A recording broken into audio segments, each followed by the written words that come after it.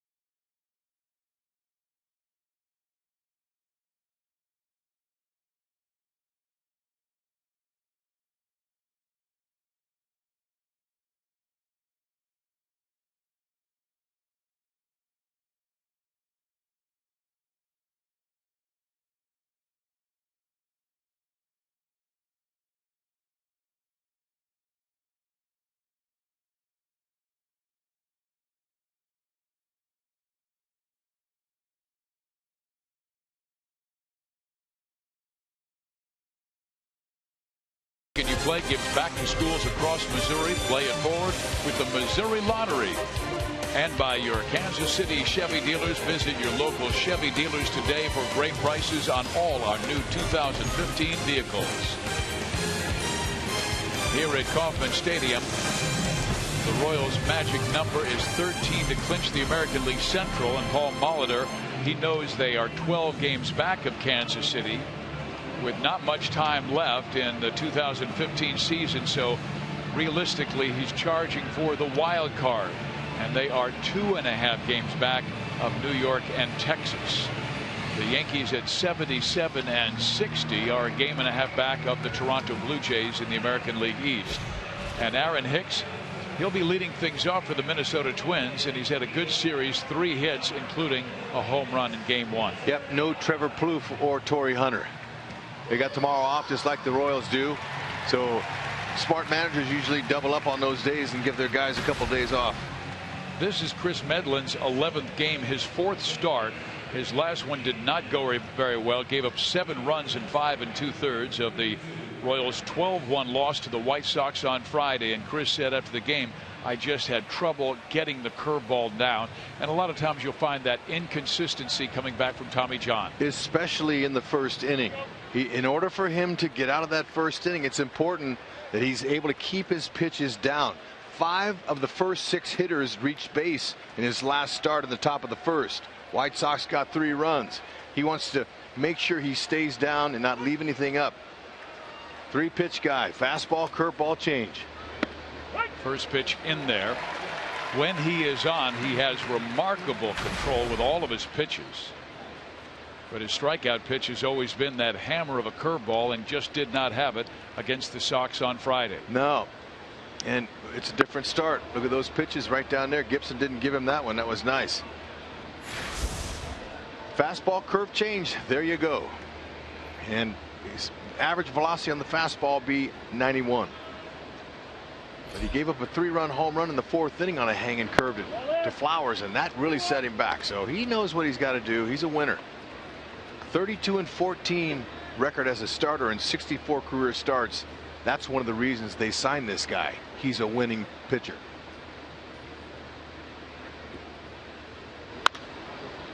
That'll work. Left side, Escobar wants it, and Alcides will take it for out number 1. How about our Ford defense? How about him? You never know night to night who's going to make the play. I mean, the play. Alex Gordon, first back-to-back starts in left field since his return. They're kind of easing him back in. Now he'll be off tomorrow, and then I'm sure that he'll get a couple in Baltimore as well. Great to see him. Probably a half a step away from being 100% full in the outfield. But that bat hadn't taken a break at all. He's raking. Now Brian Dozier, good power hitter, leads the team in home runs with 27. With the batting average down at 240, and has not had a good second half. And only 2 Twins in the lineup have ever faced Medlin before. That's Mauer and Suzuki.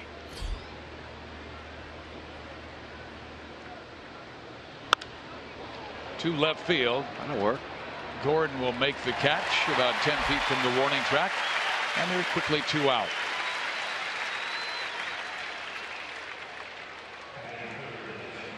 You're really determined to see this club get out of this first inning. You were so excited last night. First inning is big, especially in the little spell they've gone through. They've been coming from behind, and they're not afraid to, but it makes it more difficult.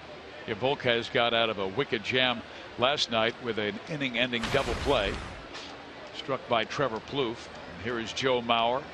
He's 3 for 7 in the series to up his average to 269.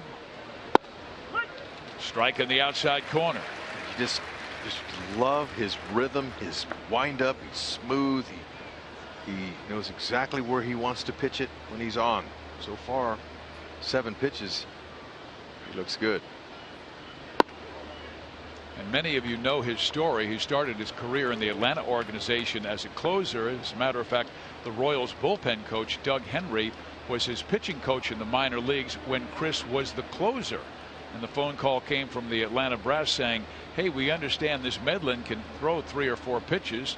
Why don't you stretch him out and make him a starter? They did, and he had remarkable success his first year in the big leagues. 10-1 with a 1.57 ERA in 50 games, and 12 of those were starts.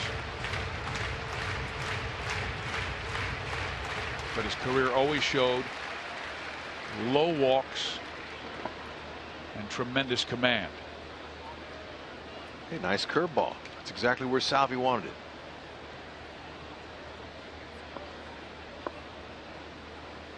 Our 1 for 3 off of Medlin in his career.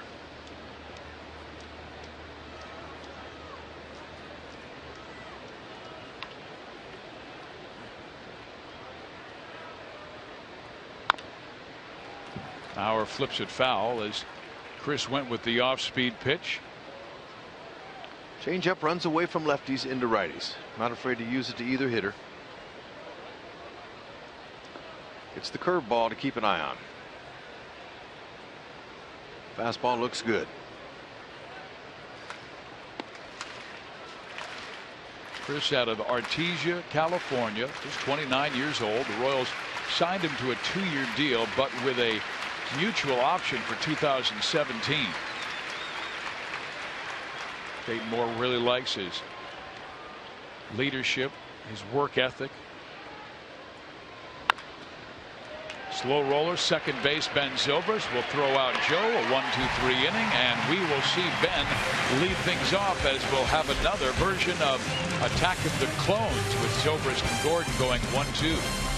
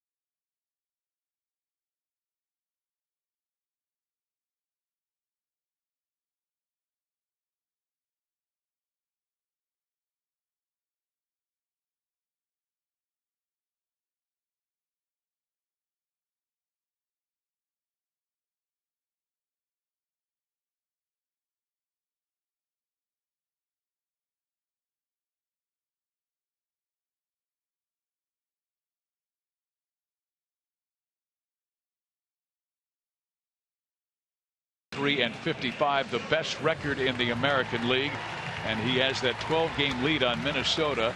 His magic number to clinch the #1 seed is down to 21. The Toronto Blue Jays have 79 victories. The Royals have 83. Blue Jays won a thriller last night in extra innings over Boston. And now Ben Zobrist will lead things off. He's batting .285 for Kansas City, and with the Royals, a .314 hitter. Now we'll see if Pelfrey can do any better than Gibson in the first inning. Last night, 9 pitches, 4 runs scored. And Ben went after the first pitch and singled to left. And Gibson said after the game, that's hard to do. Yeah, he just did not have the good sink on his sinker until the second inning, and man, it looked like he might come out in the first, but wound up with a complete game loss. Gordon on deck. I'm going to face a similar guy. Pelfrey has a curve. He likes to use the curve, though, for first pitch strikes, and doesn't use a whole lot of them. That's his least amount of. That's the curveball that he uses at the least out of his pitches. Ground ball pitcher. Likes to induce grounders. Firm, you see it, 90-95 with the fastball. Will show he's got a split finger. He likes to use that. Slider and a curve.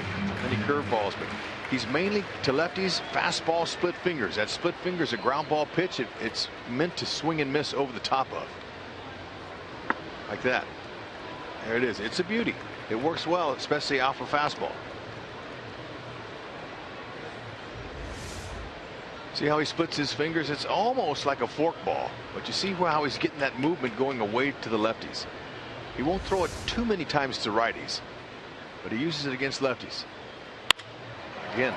Ben goes to center field. It will stay up for Byron Buxton. He'll make the catch for out #1.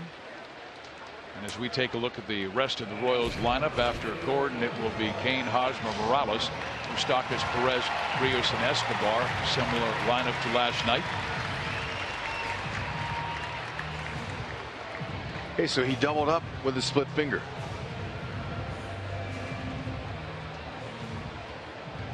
Gordon really has been incredible since missing almost 7 weeks with that grade 2+ groin injury. Came back, went down to Omaha, went 12 for 28, and recalled to the big leagues. Goes 9 for 18 in 6 games since his return.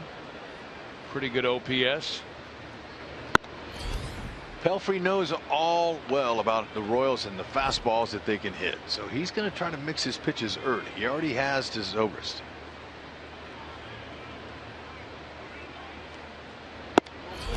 Alex had 3 hits last night, including a double. Twins still believe he's going to pull it. 3 guys on the infield on the right side. See him, they're all tripled up right there, but the outfield is playing him straight away.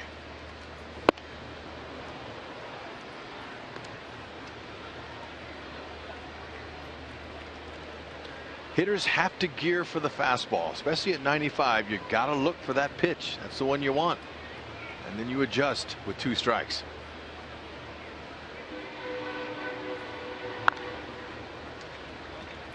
And Pelfrey might be pitching for his spot in the rotation. He has not thrown well the last 3 starts, with an 0-2 record and a 10-2 ERA, 14 earned runs in 12 1/3. And Minnesota is charging hard to get the wild card, and they may have to flip his spot unless he has a great start. Phil Hughes is coming back. Yep.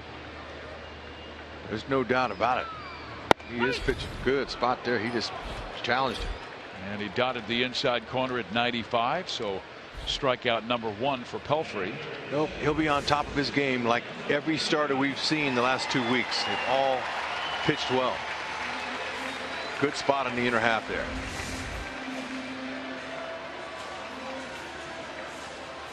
Lorenzo Cain, the batter. He walked to load the bases in the first inning last night, and then Eric Hosmer followed with that bases clearing double to right center field. Royals scored all the runs in the first inning when Hosmer cleared the bases. Then Morales followed with a double to score Haas, and that was all KC would need in a 4-2 win. Slider to Kane. You're going to see. They're going to see fastball slider. The righties are. Why not the split? Comes into the hitter. If he makes a mistake with that at that velocity, the split finger is 84 to 86. It can be hit a long way.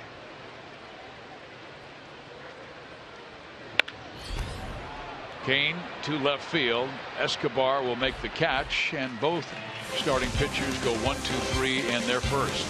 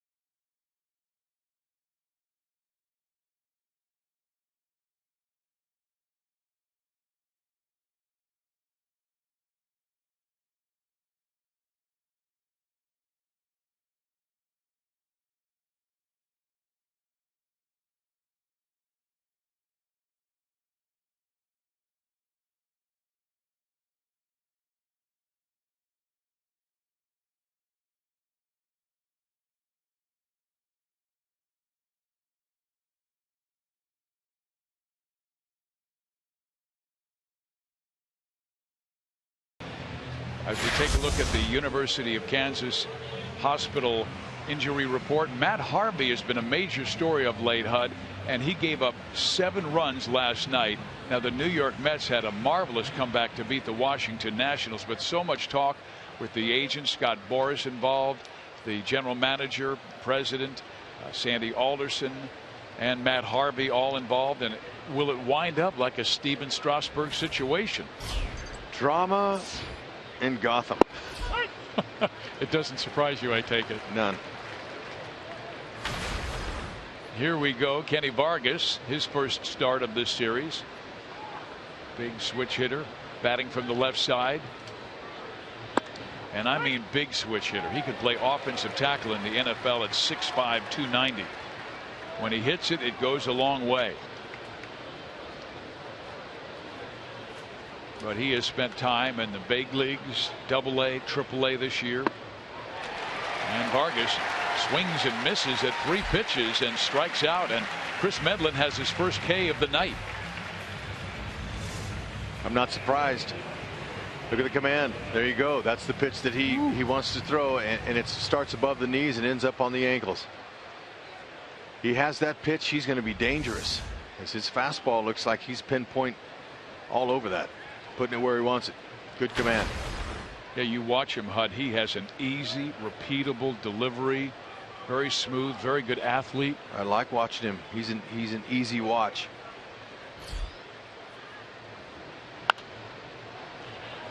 You know, most of these Royals pitchers all very smooth in their delivery mechanic, but what I like about him, he's a former infielder, and he knows that he wants to get up there and throw that ball home. Keep those infielders on their toes, because he's going to need them. First base, Hosmer. He'll take it himself. 2 outs. Fans spend a Sunday afternoon with the family at the last home game of the regular season on Sunday, September 27th, prior to the game against the Indians. The final Family Fun Day Sunday of the season will feature face painters and balloon artists, a family-friendly DJ, and player autographs to top the Royals dugout. Plus, following the game, kids under 14 can run the bases during the Skippy Fun Run, and the first 500 kids in line will get a Skippy t-shirt. Get your tickets now. Medlin with 2 outs facing Eduardo Nunez, also his first start of this series.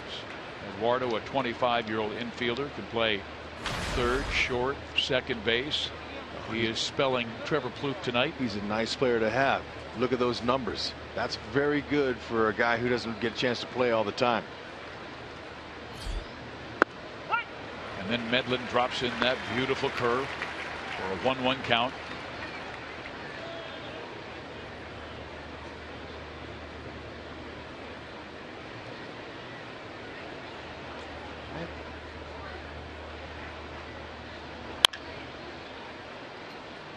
Advantage Medlin at 1 and 2.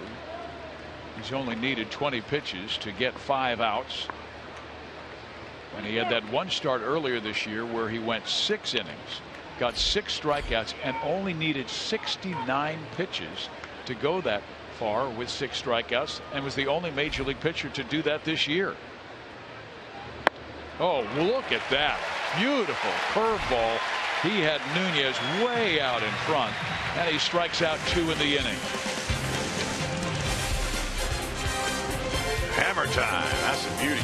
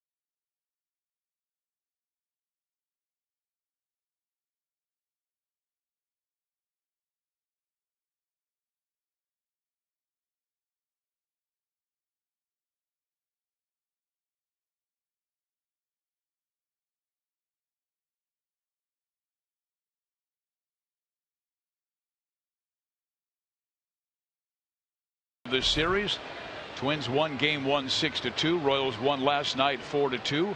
Volquez with his 13th win of the year, and here is Eric Hosmer to lead off the second. Eric hitting .343 with a couple of doubles his last 10 games, and that big double in the first last night cleared him and gave him 3 more RBIs. 0-2. Haas 4 for 9 in his career off Pelfrey. He's had some good success. He didn't want that one. High fastball like that sets up the split finger. And he misses down low, and a lot of lefties, I understand, scouts have been telling me, lefties are just not even swinging at that split finger because it usually is not a strike. Zobrist in his first at bat hit one that was elevated, and so once in a while he'll elevate.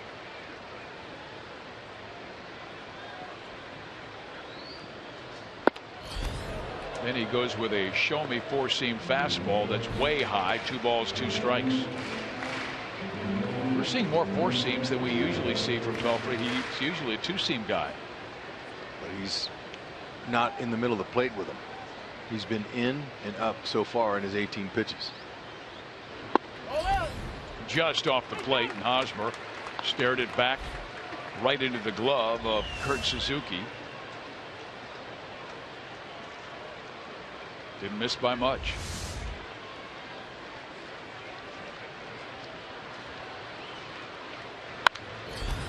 He had a good swing on that 3-2 fastball.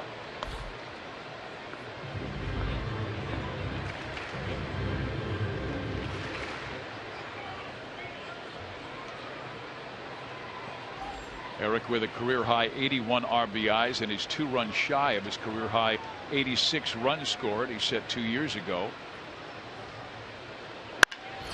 Hits that one sharply, but Dozier with a nice play. Stayed in front of it and throws him out.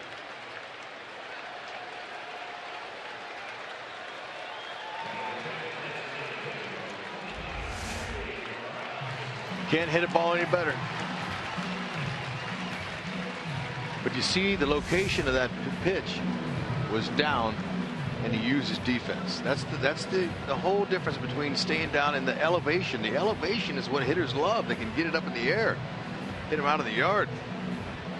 And that's where he was when he beat the Royals back on April 22nd this year, throwing 7 shutout innings, and it was the best I've ever seen Mike Pelfrey. Beat KC 3-0 that night. Morales the batter, 2 for 7 in the series.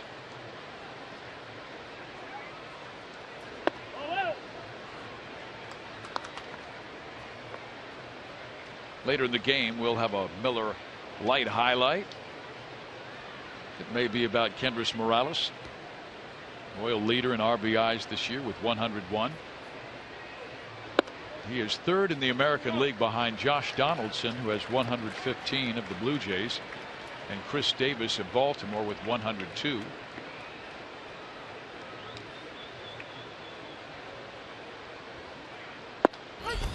A strike thrown. Now the count 3-1. Pelfrey's walked 42 and 146 in 2/3 innings coming into this one, but he's also allowed 172 hits.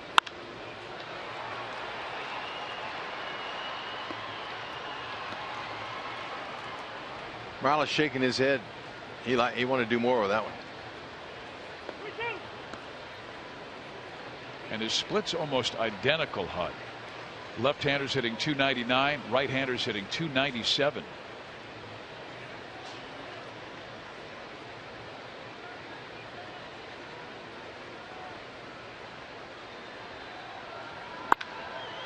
Base hit.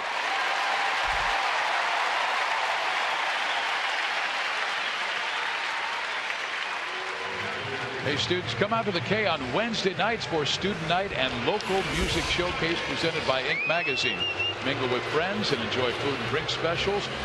And the final student night of the season will be Wednesday, September 23rd against Seattle, featuring music from Me Like Bees. Get your tickets now for just $8 at the box office or at royals.com/student night. Me Like Bees too. I figured you did. Yeah. Huge for our environment. Fizz. No question. And I like honey. Mike Moustakas good swing on a fastball at 93. Mike with 16 home runs, one more than he had last year.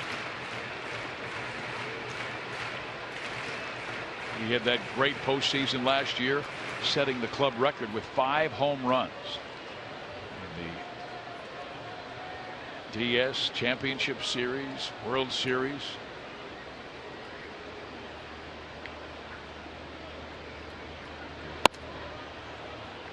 One ball, one strike.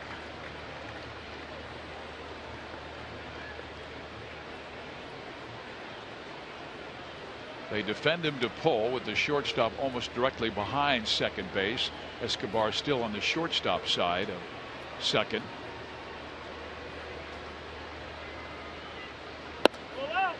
Two and one. Moose 4 for 10 with a home run. 3 walks in his career against Pelfrey.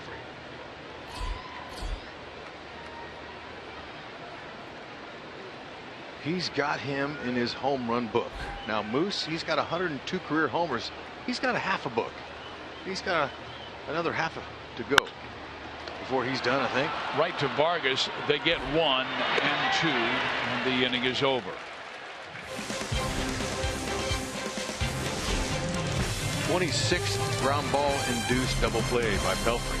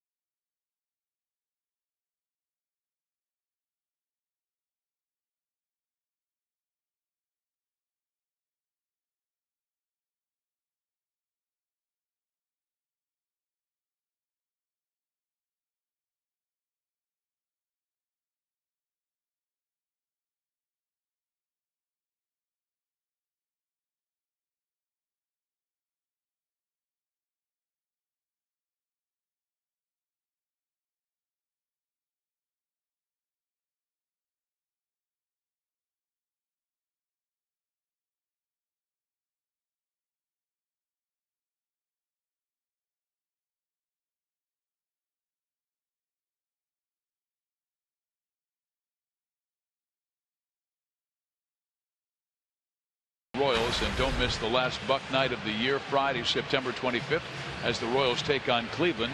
Stock up on dollar hot dogs and peanuts, presented by Visit KC. For tickets, go to Royals.com or call 1-800-6-ROYALS. Here at Kauffman Stadium, we shattered the all-time single-season attendance mark tonight.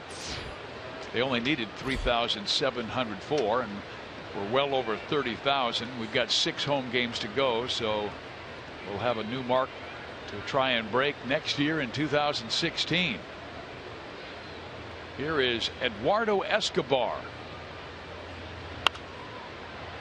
You know, Hud, I'm not sure about this. We'd have to check with Dave Holtzman, our super stats man, but we may have, for the first time in Major League history, 3 straight Eds. We had Ed Rosario, Ed Nunez, and Ed Escobar. Wow. Well, he's sitting right next to you. Why don't you ask him? I just did. He's the one who told me about it. All we need is cousin Eddie from the film Family Vacation. Then we would have the record.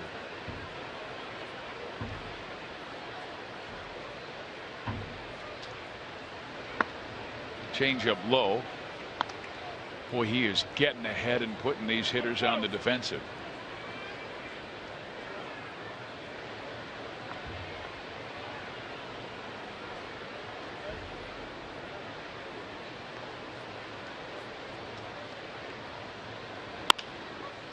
Hosmer to Medlin, 1 out.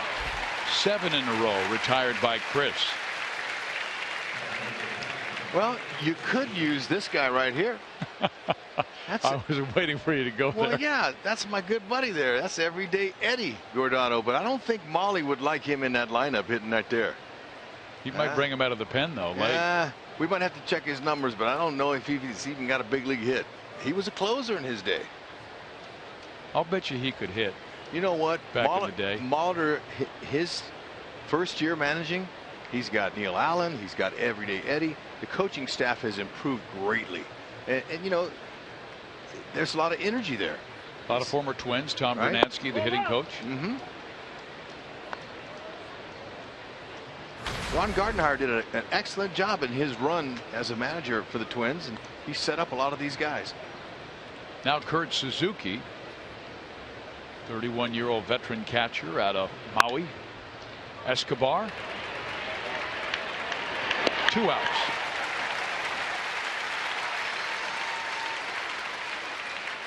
Fans, you can vote for the Royals Player of the Month at rallyhouse.com, and you will be entered to win a majestic prize pack from Rally House. And Alex Gorton, certainly a candidate. Great to see him back and healthy. 9 for 18 in his 6 games since his return before tonight. And he went 0 for 1, so he's dropped his average from 500 to 474 this month. That'll hurt. Boy, it is great to see him back, and just his spirit in the clubhouse, leadership. Not only that, but his Gold Glove defense in left field and his offense. But it takes a team, and he's a big part of this organization. Good off speed. We have the stats on Eddie Guardado, your friend. So you don't think he would have made Molly's lineup? No. All right. Maybe not. Maybe we won't read those, because he'll be embarrassed. Moustakas throws out Buxton. 1, 2, 3. Medlin looks sharp through 3.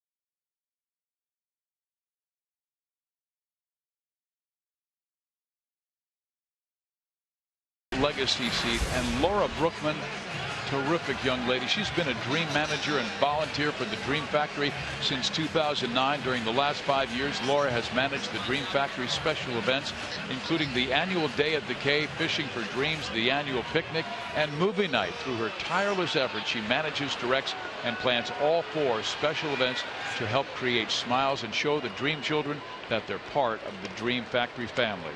And they're always here on Wednesdays, and I got a chance to meet the McCrory family from Rockville, Kansas, and Logan was here, and he had so many players. Ned Yost was the first to greet him, then Salvador Perez and Eric Hosmer came over, and Alex Gordon said hello. Mike Moustakas was there.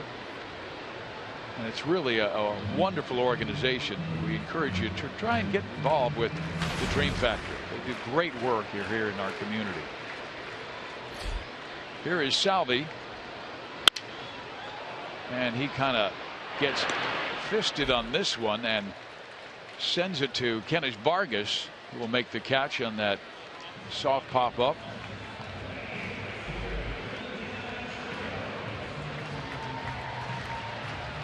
This has usually been the time of the ball game that has troubled Mike Pelfrey the most. He has usually rolled through innings 1 and 2, but he's had the most trouble in innings 3 and 4. And here he enters number 3 with Salvador Perez, Alex Rios, and Alcides Escobar. He was able to get Perez.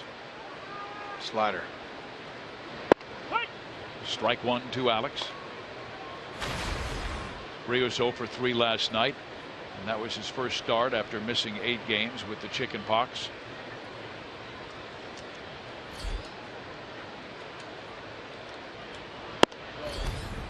Pelfrey starts his windup with a split finger grip. Shows it to the hitter. He does that on purpose. Holds it right down by his hip and puts it in his glove, and that way he doesn't have to alter. He doesn't have to go from a 2-seamer to a split. Nice play by the third baseman Nunez, and very quickly 2 outs on the line drive struck by Alex. Because when you go from a regular fastball grip to a split finger, your glove widens, and hitters can see that. Good rip, too bad. Bad luck.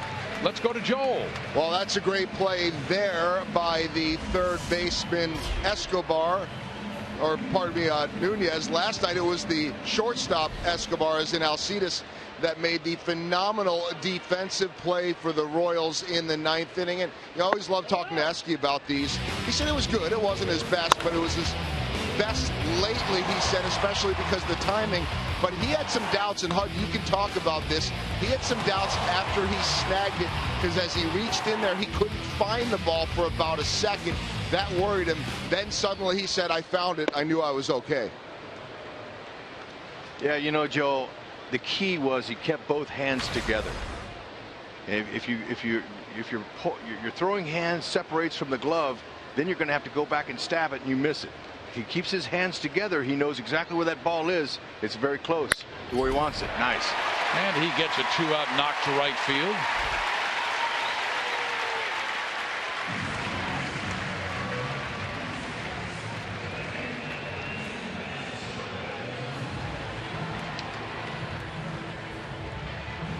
Escobar, you know, I sure hope he gets a Gold Glove this year. If he doesn't, he'll get one of these days. There's no doubt about it. But watch how he keeps both hands together. He makes the play. He's got it in there, but now sometimes the transfer, but he kept it together. He kept them both closed like that, and he was able to find the grip just in time. And look at the great dig. Hosmer plays that off like he always does. Says, I just completed the play for him. He did. He made the play.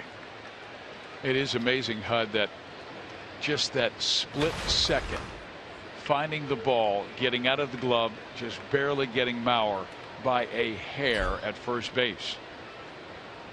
Now back to the top of the order, Ben Zobrist. Strike 1. Royals have 2 hits. Twins have none.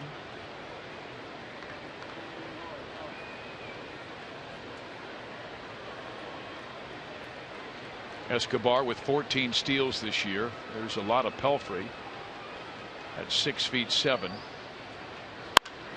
And Ben goes to center field, but it stays up for Buxton. And that will do it for Kansas City in the bottom of number 3.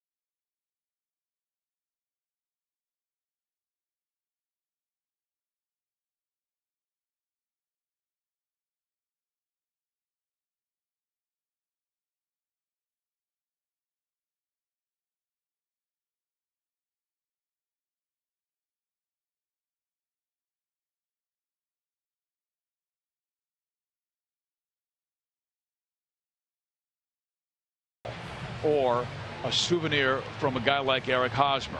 Well, we saw that little guy get squeezed out, and Rex Hudler, the compassionate broadcaster that you are, you saw that moment, and this is what you did.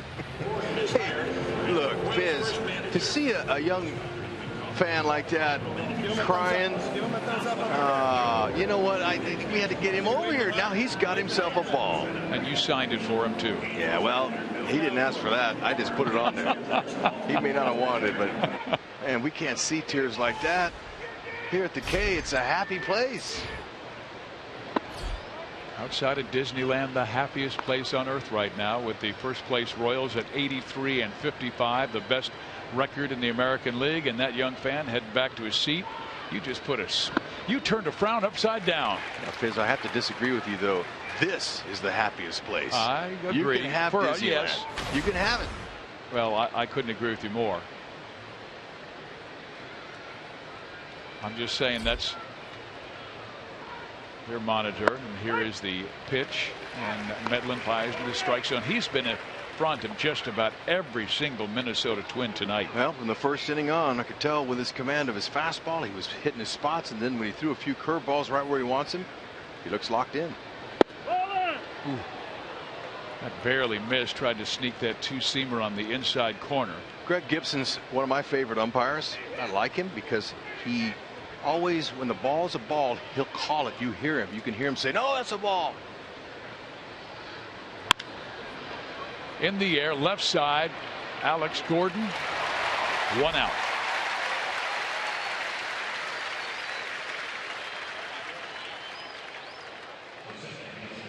Fans, be sure to get your tickets for Futures Night on Friday, September 25th, as we welcome select Royals minor league players to the K. The event will feature a pregame autograph session open to all fans in the left field concourse, so arrive early to meet your future Royals. For tickets, visit Royals.com or call 1-800-6-ROYALS. And 4 Royal minor league affiliates made the playoffs this year, and Wilmington, they start the Class A playoffs tonight at Lynchburg. Northwest Arkansas hosts Arkansas in Game 1 of the Texas League playoffs. John Sedzik, one of our top young left-handers, will start that game. Pitched by Medlin outside 2-0, so we have a rare behind the count to Brian Dozier, flied out to left field first time up. Dozier is a dead red pole hitter. You got to be careful with him. Good spot there. Two-seamer on the outer half. 27 home runs this year already. That was a pitch that looked like it would be away and then just zipped like the last 6 inches, jumped inside, got it, and then a beautiful curveball to even the count at 2-2. The fact that a lot of the Minnesota Twins have never faced Medlin before, you can see they're not used to this break. Most of them are jumping off of it. Salvi wants it down. Good. Again, a good runner. Barely missed. 3-2. Chris has only walked 8 this year in 34 innings. Time called. Yeah, Medlin gets that nice rhythm going. Hitter sometimes says, I need a little bit more time.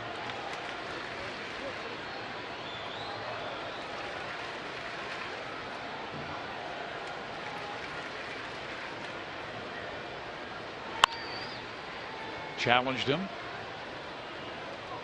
Well, Chris is a routine guy, just the way he operates, the way he works out, and even the way he eats. He eats a peanut butter and jelly, peanut butter and honey sandwich before each start. Helps give him energy.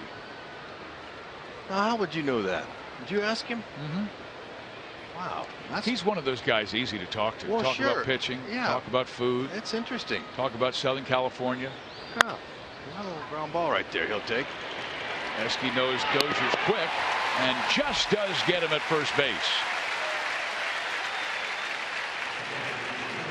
You do your homework. Okay, came right back there. He said, I'm going to go give him a fastball down and away and see if he can pull that one. Instead of going the other way, he did. Escobar's good arm makes up the difference. The mathematics of the game are amazing. Just how many times do you see a guy barely thrown out by a half step at first base? Yeah, every night. Yep. Here is Joe Mauer, grounded out to second base, his first time up, now 5 for 18 on the trip. Ball 1.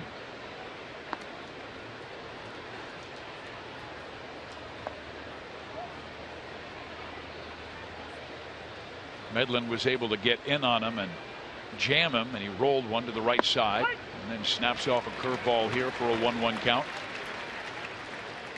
He's only needed 44 pitches to almost get through 4.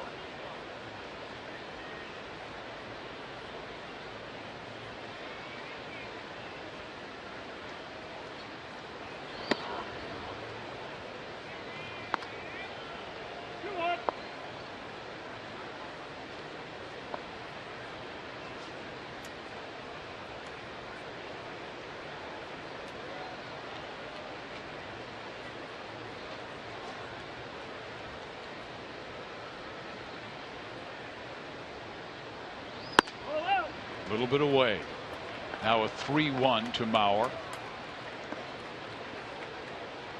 He hasn't had too many negative counts. He did have Dozier 2-0. Now Mauer 3-1.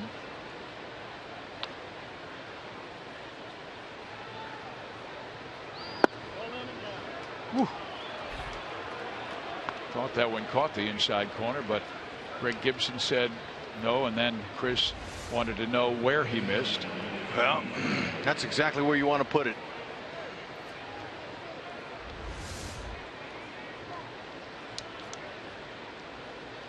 So the Twins have their first base runner, and Joe Mauer has now reached in 30 straight games. And here is Kenny Vargas.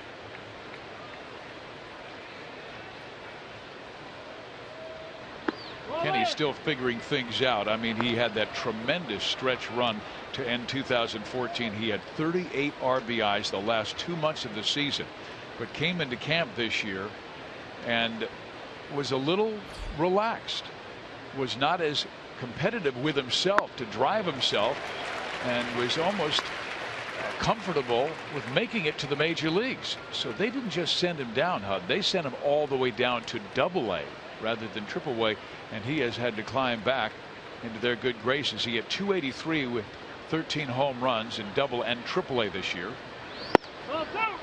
Ball 1 strike. Sometimes that happens, and credit to the Minnesota Twins for trying to help make him a better player.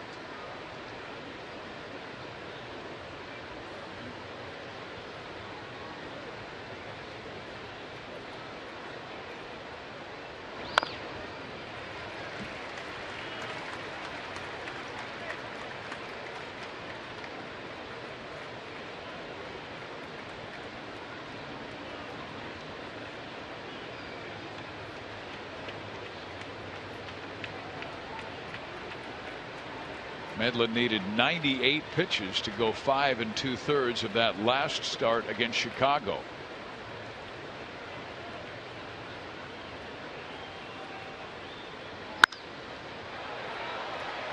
Vargas skies it left side. Moustakas reaching, got it. He measured that one up nicely, and Medlin through 4 has allowed just 1 base runner.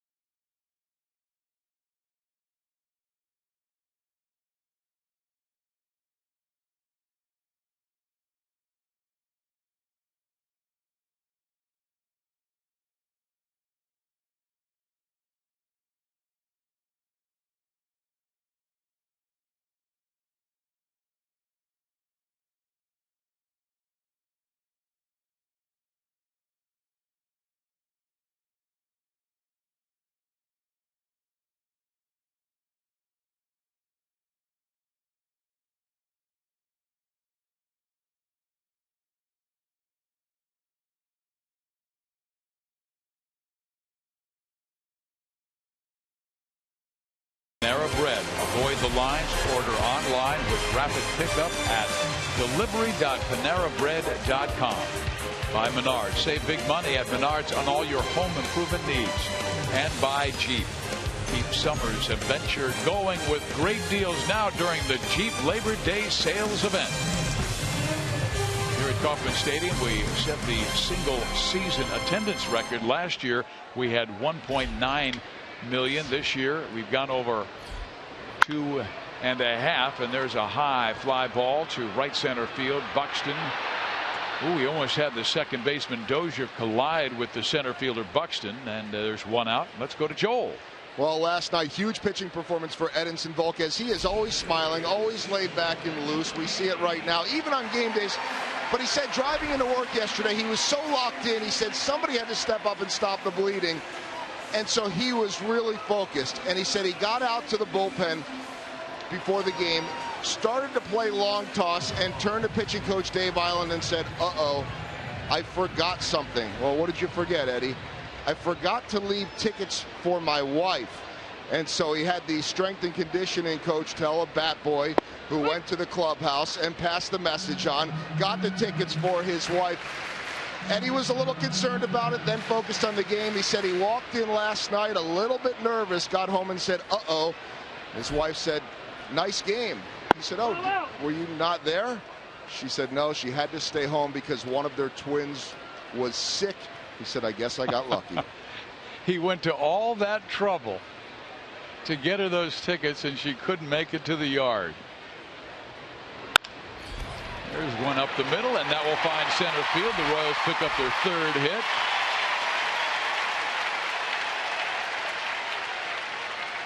And I just wonder, Hud, because of his ability to get ground balls, if the Royals will be aggressive with Kane, who leads the team in stolen bases with 26. Well, it's very possible. He has a quick move over to first base. He'll vary his hold times. And lots of times he'll come over to first right before he even gets the sign. So he has a quick move over there, and there it is there. Before he even looks for the sign, he'll try to pick over. Base stealers are successful 7 out of 8 times this year on Pelfrey. Kane 26 for 30 this year. See what he does in the stretch. His quick home there. You see, barely even came to a stop.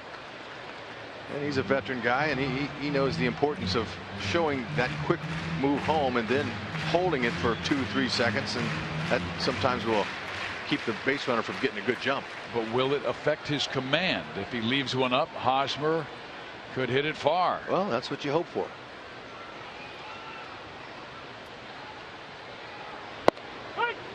In there. 1 ball, 1 strike. Lorenzo tied for second in the American League with Billy Burns, Jose Altuve with 10 more. And Gerard Dyson, who doesn't play every day, right behind Kane. Kane a modest lead right now. Ooh, he had a good rip on a 93-mile-an-hour fastball.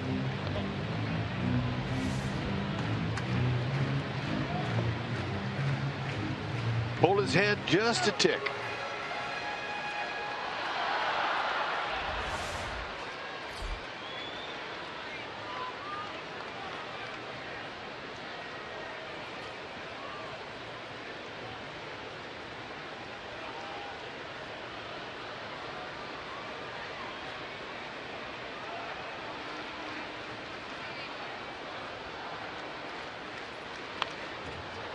Again, a good rip this time on an off-speed pitch that was up.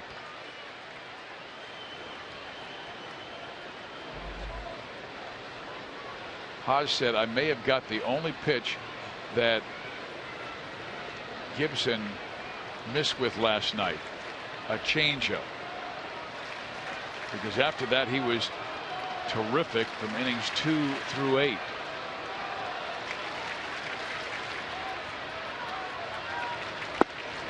Kane was going on a late break and a high throw, a terrible one, and it goes into center field. Buxton throws to third, not in time, so Kane gets the steal and gets to third base with now just 1 out. That's the importance of Rusty Kuntz mixing in a delay steal. Watch him, Kane. 1, 2, 3. 3 crow hops, and it gets the catcher off guard and sometimes the infielders. And that was perfectly done. Well executed. And it caught Suzuki. Suzuki, he couldn't get a good release on the ball, and he throws it away. 1 out now. Some of the little things these Royals can do that helps them win games. And believe me, the little things stack up to be big things. Infield now in. Hosmer with a 2-2 count. Pelfrey does not strike out that many. Yeah, 3 and 2. He's going to the split finger with a runner in scoring position against lefties. He'll double up with it. He's only struck out 76 in over 100 and almost 150 innings now.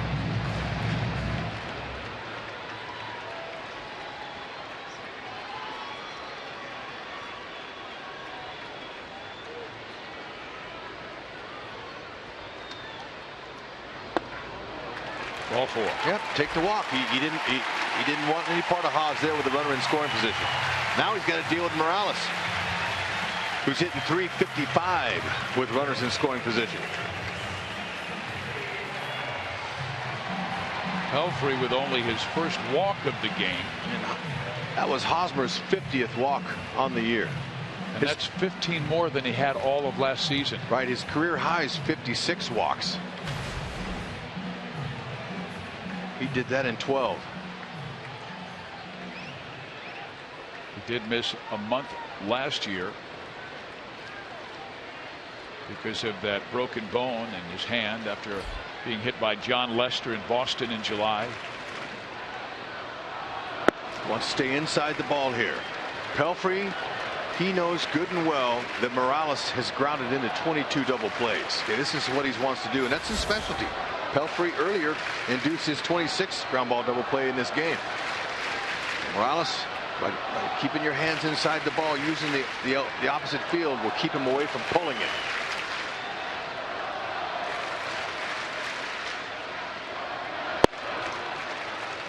Two balls, no strikes.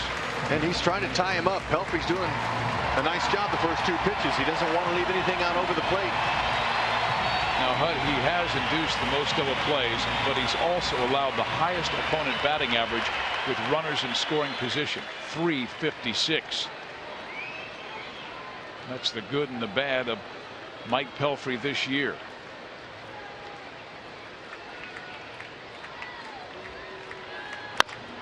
Up the middle. Dozier gets one, and then they get two, and the Royals are denied a run in the fourth.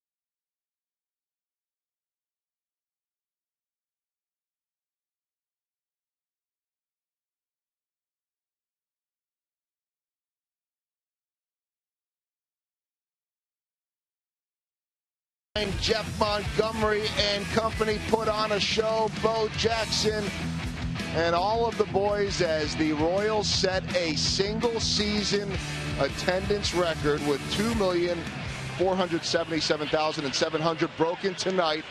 And the Tucker family, Tony, Heather, Paige, and Logan, were the ones that officially broke the record. They have a jersey now that says 2,477,701. They walked in, guys, and Heather says that she kind of turned to her family and said, there's some people that are following us here. What's going on? They knew that the mark could be broken today. They didn't know they would be the ones. So the Tucker family of Blue Springs officially breaks the record.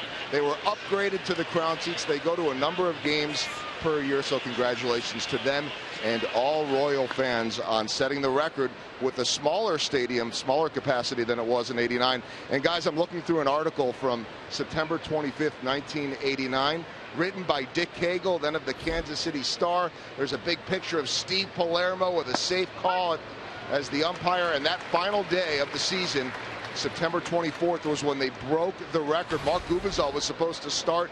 He was hurt, so Steve Farr made his first start of the year. And of course, Monty came on for the save. Jeff Montgomery. How about that? And 4-1 was the final score, and the Royals finished the season 55-26 at home, the best home record in the major leagues in 1989. And there's the certificate that went to the family. You are the, well, it was 700 was the record, so 700 first guest, and they only needed 3,704 to break the mark tonight, and we have well over 30,000 here this evening.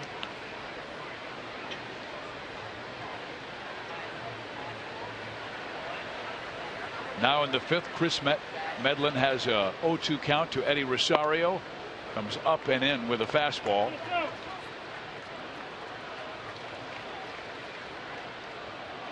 Rosario 1 for 10 in this series. Just barely misses outside.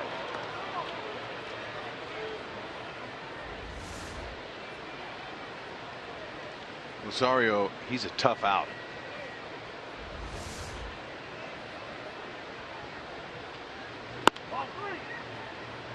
As soon as Chris let it go, you can tell he didn't like he knew where it was going to go, and see his body language did not like the finish, the follow through. Completely ran away from where he wanted that target. And then there's a soft roller to Haas for out number 1.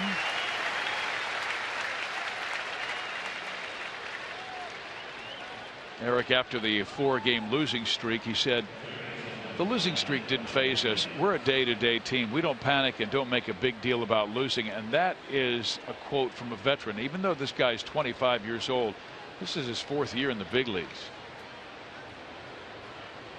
Came up for a short time in 2011, actually in May that year. That's about the time they start calling you a veteran, after 4 years in.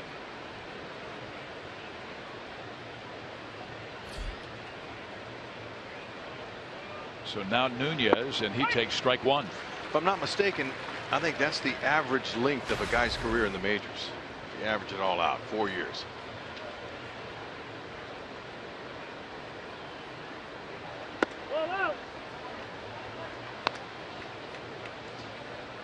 And that's why your career really is amazing. I think you're going to be the last to do it.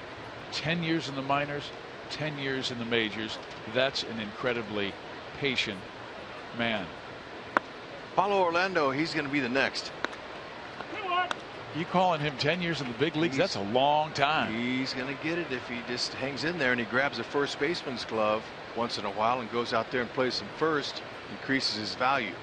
The more positions you can play, and the speed and the good defense keeps you around the game. You know, especially attractive to National League teams. Players have a chance to be double switched. You know, they use the bench a lot more in the National League, and that's an opportunity for somebody like Paulo to get his time. Boy, Medlin's sinker's working, and he gets out number 2 as Nunez grounds out to Moose.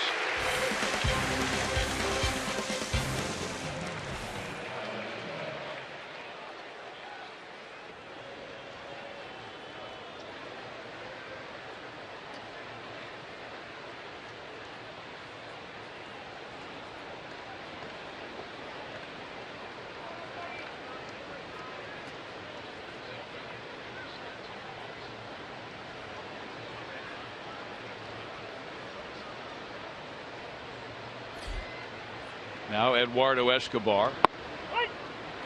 Strike 1.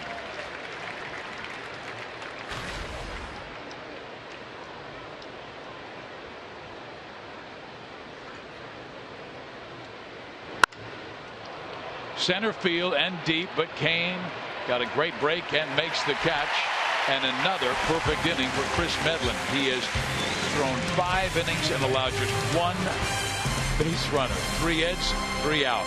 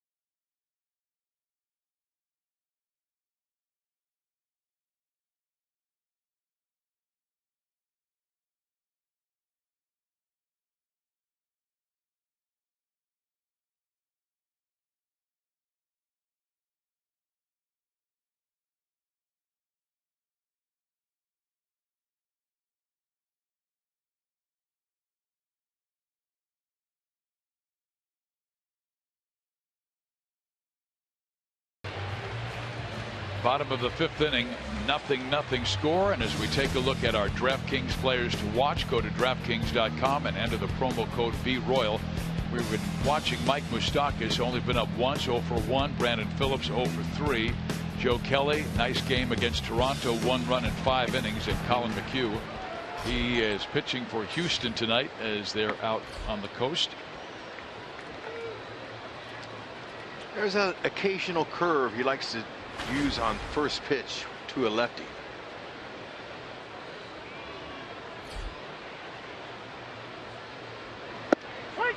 Doubled up with it.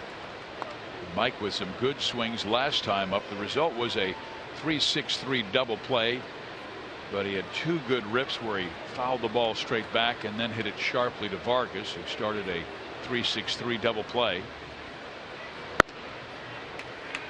3 infielders right side, 1 on the left, even though Moose many times this year, matter of fact, most of his hits have gone to left field, and that is why his batting average over 280.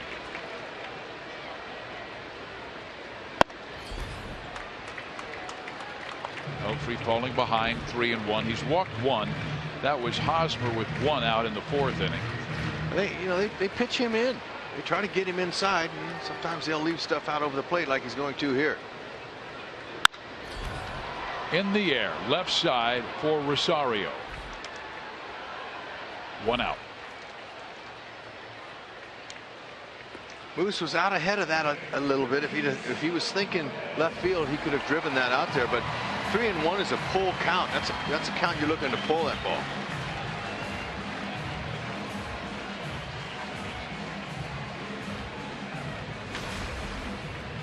So Pelfrey, who was roughed up last Friday in Houston to the tune of 7 runs in 4 innings. Now facing Salvador Perez, and he dots the inside corner for strike 1. He gave up 2 home runs in that game. A 2-run home run to Colby Rasmus in the 2nd, and a grand slam to Hank Conger in the 4th. And he's not a guy who gives up that many home runs, only 9 this year. He's been throwing every right-handed hitter he's faced first pitch slider.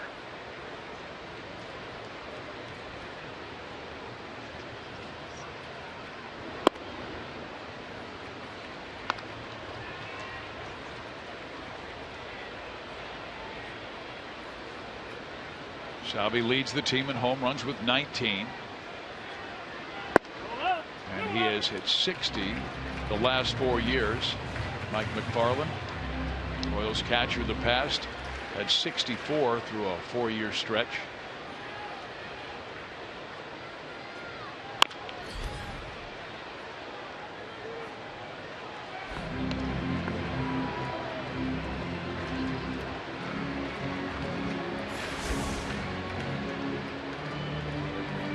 And the single season record for a Royals catcher set in 1993 by Mac, and Perez needs 1 more to tie him.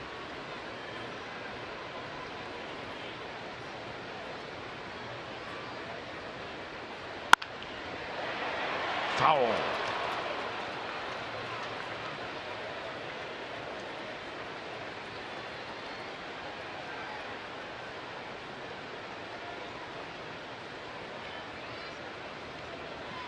Pelfrey able to hit his spots.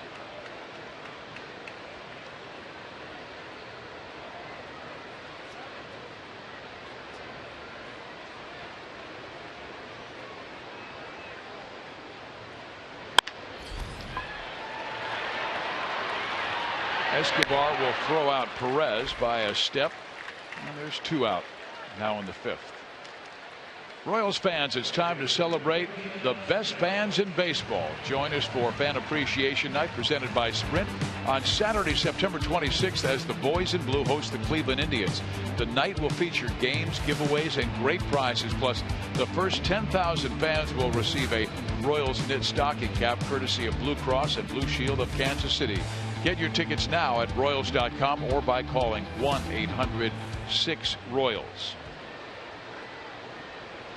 Pelfrey against Rios, and Alex gets a first pitch fastball and misses outside for ball 1, and man, he had some good velocity on that last one. Suzuki put slider down and Pelfrey shook him through the fastball.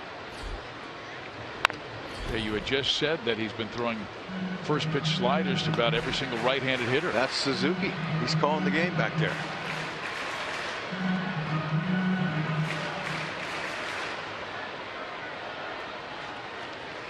He thinks he can beat Rios with his fastball.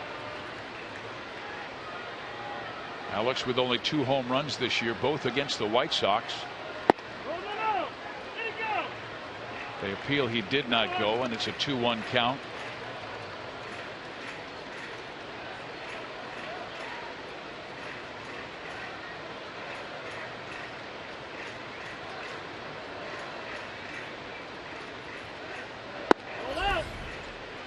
Three and 1. Pelfrey has allowed just 4 base runners, 3 singles and a walk.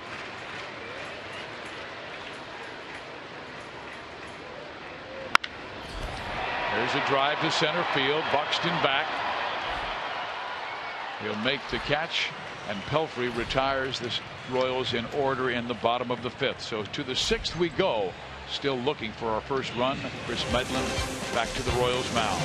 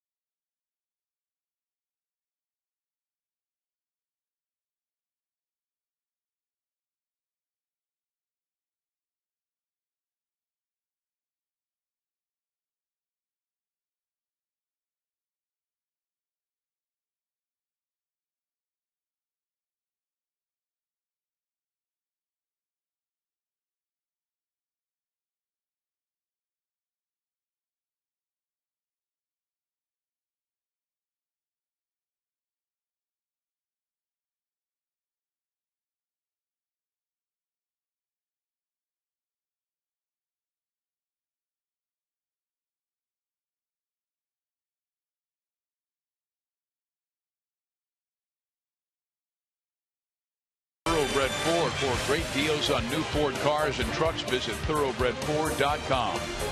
And by Jack in the Box, try the new Portobello Mushroom Buttery Jack with melted garlic herb butter. Here at Kauffman Stadium, Steve Biziak, Rex Hudler, Joe Goldberg, Jeff Montgomery. The Royals and Orioles will be seen on Fox this Saturday. Then the Tigers and Indians square off in a game you can only see on Fox Sports 1. Coverage begins at 11:30 on Fox and 6 o'clock on Fox Sports 1 and streaming live on Fox Sports Go. To the 6th inning we go, and Chris Medlin, who's allowed just 1 base runner through 5. That was a walk to Joe Mauer in the 4th. His command has been absolutely brilliant. Getting ahead, finishing guys off. Suzuki with a blast to left field, and that ball is gone. And Minnesota takes the early 1-0 lead. First hit allowed by Chris.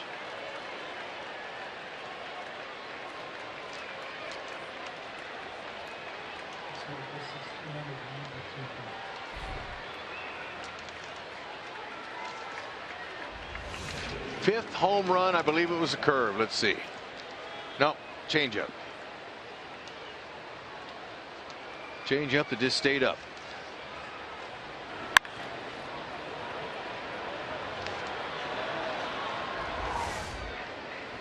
Well, that just means the Royals are going to have to get their 36 come from behind victory.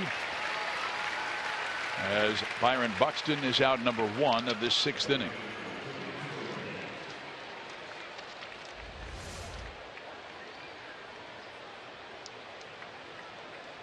It was a fastball. I thought it was a changeup, but it was a 2-seamer. It was on the inner half of the plate. And he knew it right away, the way he dropped his head.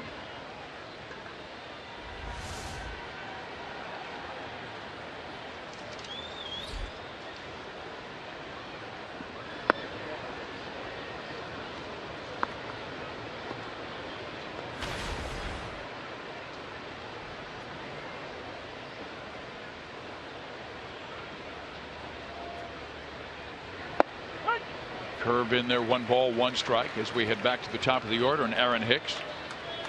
Medlin, he's just really executing his pitches. Outside of that 2-seam fastball to Suzuki, he has been pinpoint this command. Looking really good. Changeup, beautifully located. Not sure why that wasn't a strike. That sure looked good. Hicks came off the DL on September 4th because of a hamstring injury. Had been very hot on the rehab assignment and responded well since being called up. He has that batting average up near 270. So Medlin doubled up with a change. Hicks trying to pull him.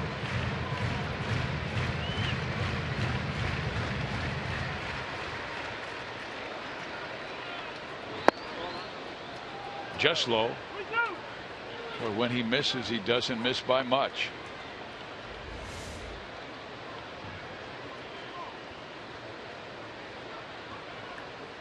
I like how he's been able to command down in the zone tonight. Excellent. When he's missing down there for the most part. And then he missed with that curve on a 3-2 count. So Hicks doesn't walk that much. Accepts the second walk offered by Medlin. Now, will they send Hicks, who has 9 stolen bases? Medlin with a very good move, and of course Salvador Perez, one of the best catch and throw guys in the American League, 2-time Gold Glover. Here is Dozier.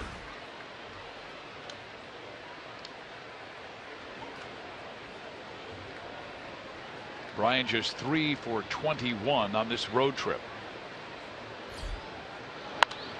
Foul back. And he is definitely a guy you want to keep the ball down on. You get it thigh high and above, he can hit it a long way.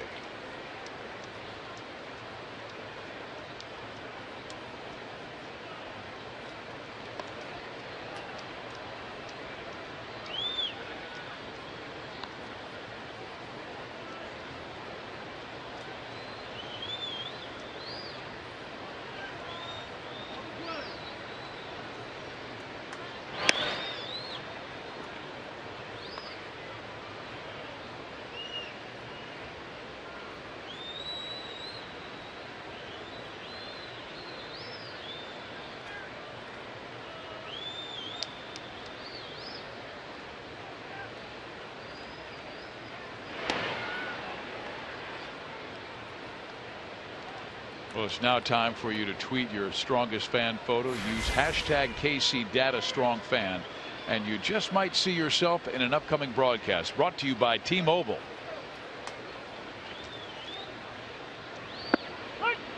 Dozier takes a strike, now down in the count, 0-2. A leadoff home run by Suzuki has given Minnesota the 1-0 lead. The Royals will have Escobar, Zobrist, and Gordon coming up in the bottom of the 6th.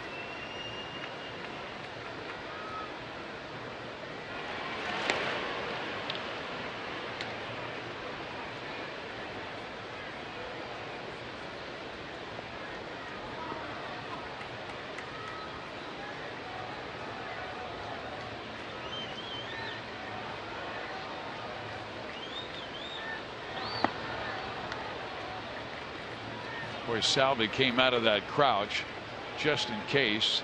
Hicks got a little too anxious off that bag and was wandering away. Might be able to pick him off. Salvador, he has great vision. He sees the breaking ball. He knows exactly where it's going to come. Most of the time on curveball spins, it bounces straight up, comes up, doesn't stay down. And that cost Giordano Ventura the other day, Hud. He had some wicked breaking balls that bounced in front of the plate, and 2 wild pitches that led to Minnesota runs in that 6-2 victory on Monday. But it doesn't always come up. There's a lot of cleat marks, holes dug around them batters' boxes there.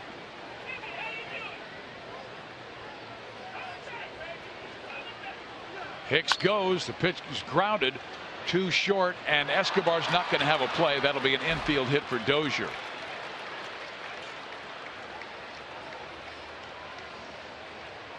So Paul Molitor picked the right time to send the runner Hicks.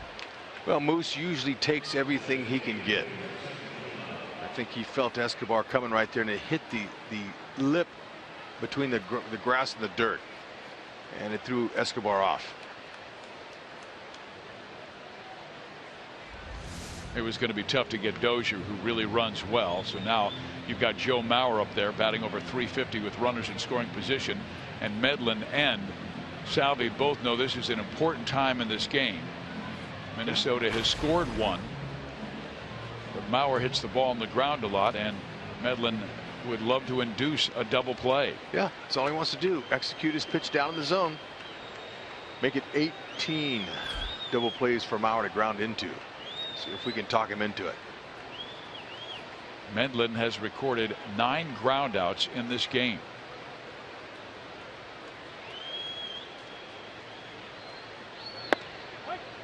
Strike 1.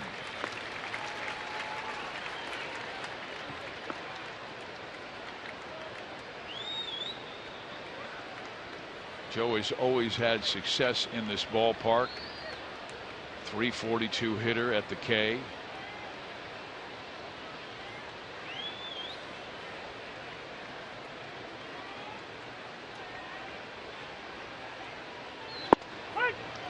Mauer at one time one of the better catchers in the league, but concussions forced him to first base. Medlin gets that 2-seam fastball on the inside corner for the 0-2 edge.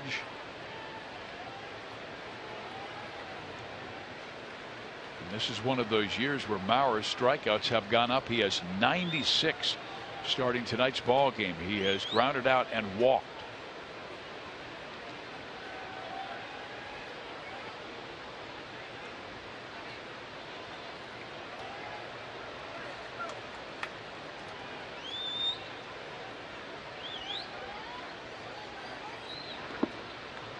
Great block by Perez. No advance.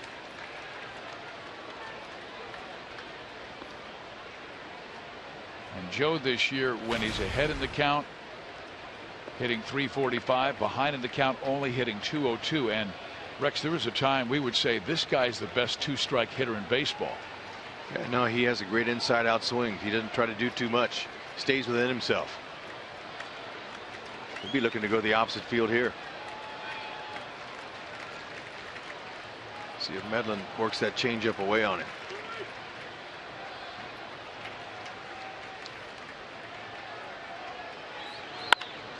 Line drive base hit to left field. Aaron Hicks will be sent home. The throw to third is in time, and Dozier just kept on running.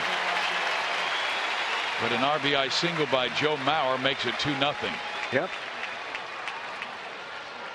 That's that inside out swing. He's going to go to left field. He's almost predictable. Alex Gordon is predictable when it comes to throwing guys out. 4th outfield assist on the fly. Dozier, if the umpire would have called him safe, they would have had to tag him out in the dugout. He just kept running. Like you said, he just left. He just kept going. Jim Joyce hadn't even made the call yet. Nice throw, Alex. Dave Eiland comes out for a visit, and right now his pitch total at 84. He threw 98 pitches in that last start, but most of his throws have come in innings 4 and 6. I mean, he's been having incredibly comfortable innings outside of the 22 he threw in the 4th and the 18 he's thrown so far in the 6th. Yeah, that curveball, it was a curve, and it was down. And Mauer, the kind of hitter that he is, and as dangerous as he is with those runners in scoring position, we mentioned it, hitting over 355. So the walk comes back to hurt Chris. And now the batter, Kenny Vargas. Strike one.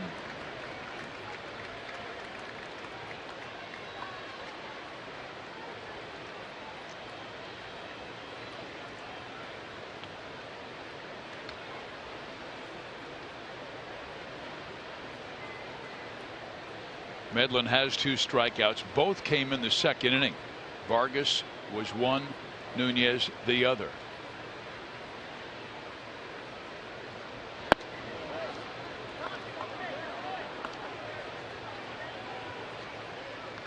Not getting the call.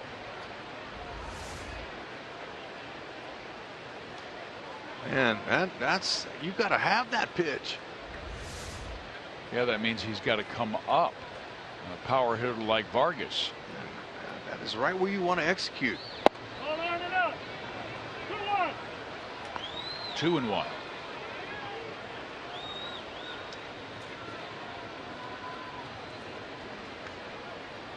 Mauer went to second base on Gordon's throw to catch Dozier at third.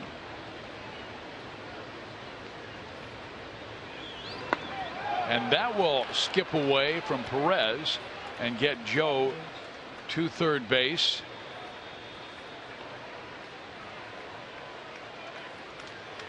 The wild pitch makes it a 3-1 count.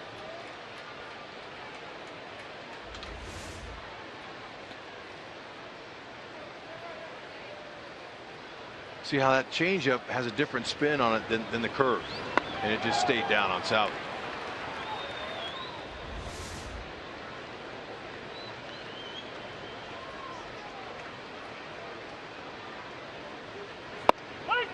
Vargas gets a strike, 3-2.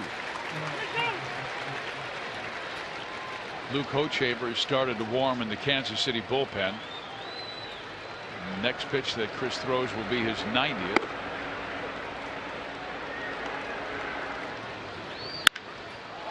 Hit high in the air, deep to center. Kane is back there to make the catch. The inning is over, but Minnesota scores 2 to take the 2-0 lead.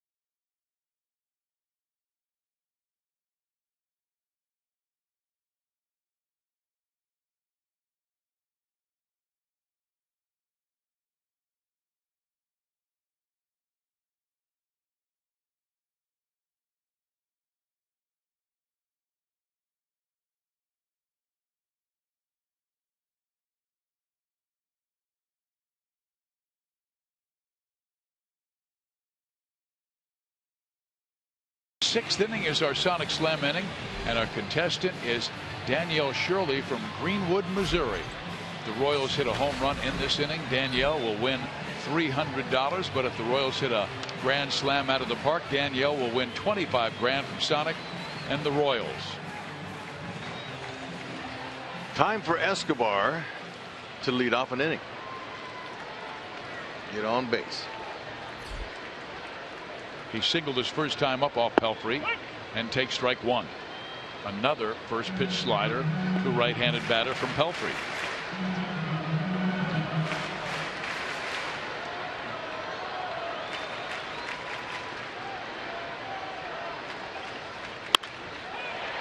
Dropped that one into center, but no, Buxton's going to get there.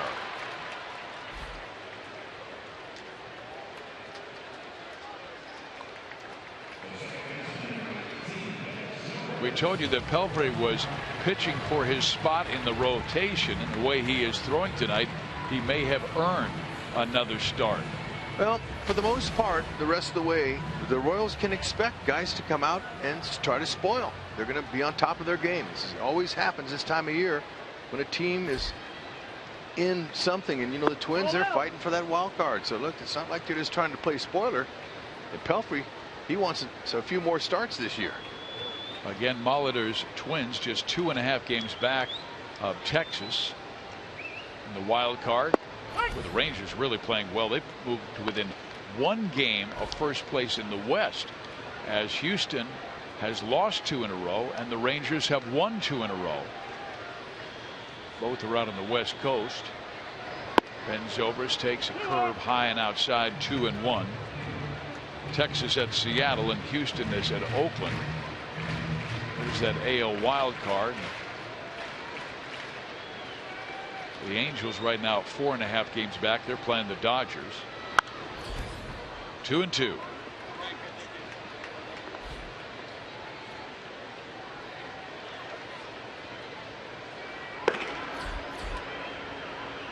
Three hits for each team. Kelvin Herrera now warming in the Kansas City bullpen, as Medlin is over 90.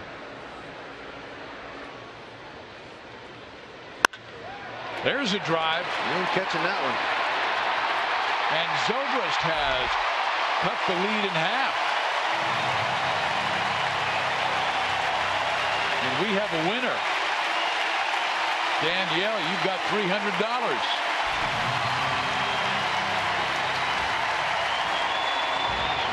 Danielle Shirley from Greenwood, Missouri. You can party with Brian Lefevre because that's his hometown. Yeah, we've been giving away a lot of money in this one here. 2-2 pitch. Pelfrey looked like he took a little something off there at 81. His split finger, there it was. And like I said before the game started, that Pelfrey to lefties is going to go fastball, split fingers, and there was one that hung up there.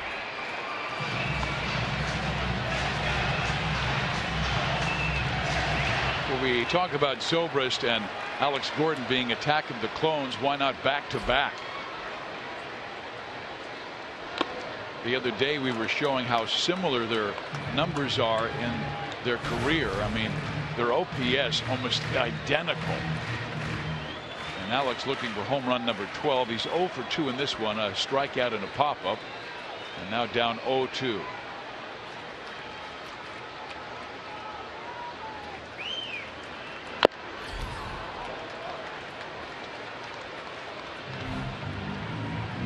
Barely stays alive. Zobrist with home run number 12, and that's number 6 with Kansas City. It's acquired before the July 31st trade deadline from the Oakland A's. They're sending pitching prospects to Oakland.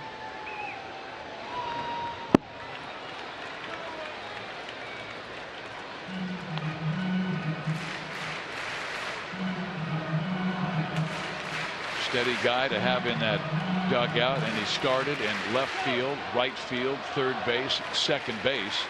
He's kind of taken over at second base lately.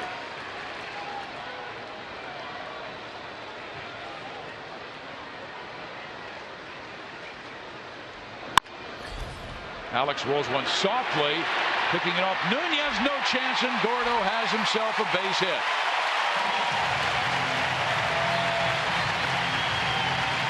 You figured as soon as that got by the mound, Gordon, even at his limited speed, still not at 100%.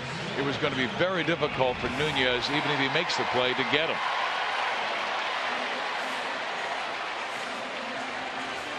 Nunez having to come far to his left, and he just couldn't make the transfer. That is a knock infield hit.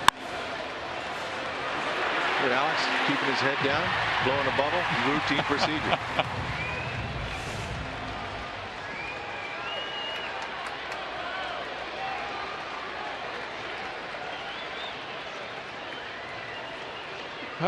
That's got to be hard to do. Trying to decode a pitch that's coming at you, blowing a bubble, then running down to first base. Because he's got skills. I know. Oh man. And Lorenzo Cain got it on his left side. I hope it didn't get his hand. The way he is checking it out right now.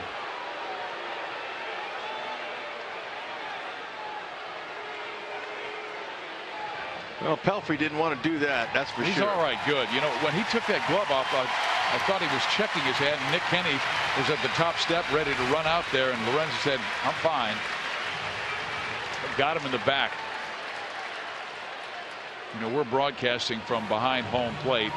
Sometimes you can't see whether it gets him in the front side unless you're watching the monitor. 11th time he's been hit. Molly seen enough.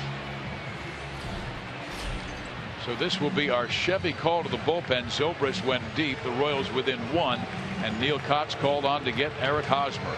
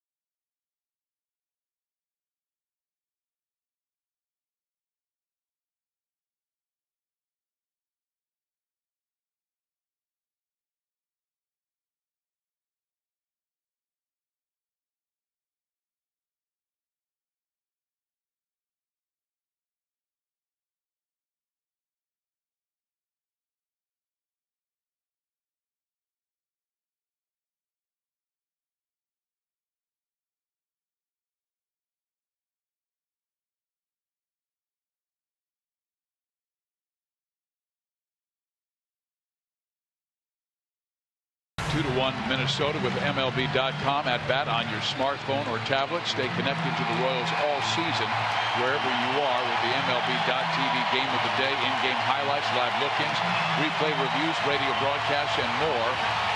It's the #1 app for live baseball. Download MLB.com at bat. Okay, sometimes, you know, hitters want to know what the guy's got coming in, so Dale Swain with his book of knowledge sharing that with Kotz. Fastball, slider, not overpowering.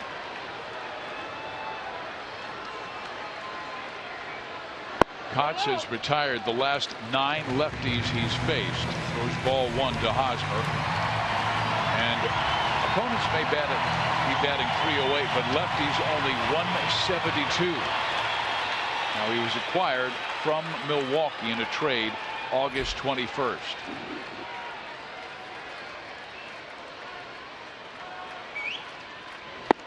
Yeah, this is a good move by Molitor. You can't let Pelfrey face Hosmer in this time at bat here, so he's going to bring in his lefty. Couple sliders there. There's the head up, 2 for 5 in his career. Double. Haas is waiting. He'll wait him out. Morales behind him, and he knows it. Well, the way he is working him away, Hosmer has good power to the opposite field. Takes his strike. Hosmer, a .284 hitter against the lefty this year with 3 homers. Nice average. Gordon at second, Kane at first.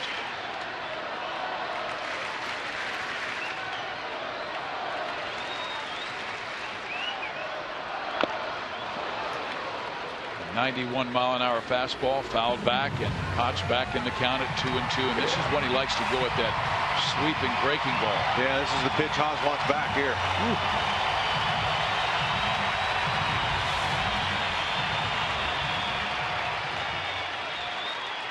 He had the big double last night in the Royals' 4-2 win in the first.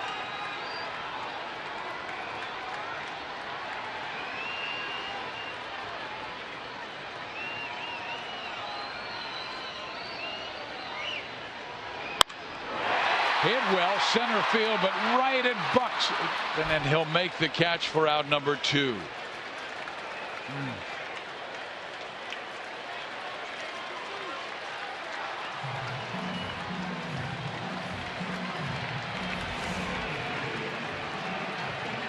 Well, now you got to wonder if Molitor's going to leave Kotz in to face Morales. Both of Kotz's home runs he's given up have come to right-handed batters. So far, no movement by Molitor. He's going to wait.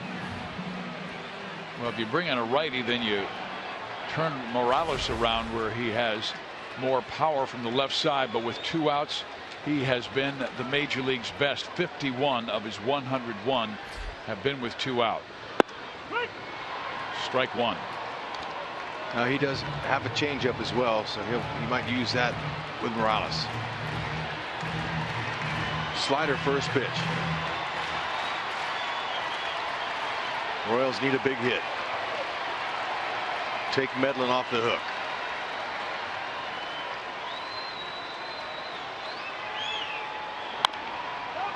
Oh, 0-2.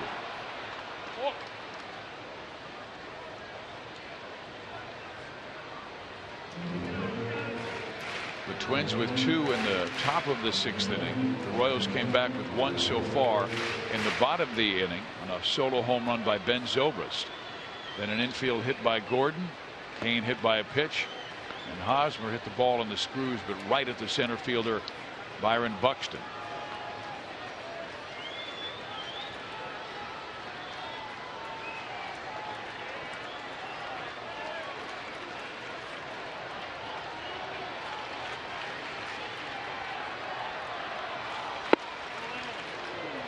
Close, but a ball. It's not a bad pitch here. He's going to try to tie up Morales on the inside. Didn't get the pitch he wanted.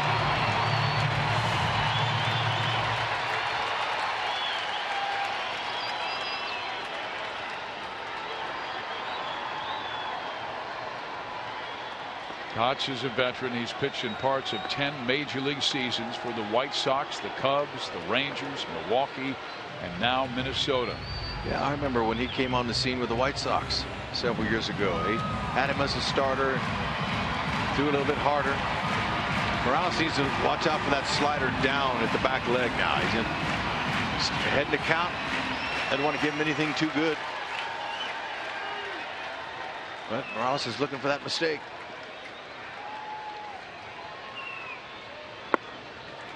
Two balls, 2 strikes.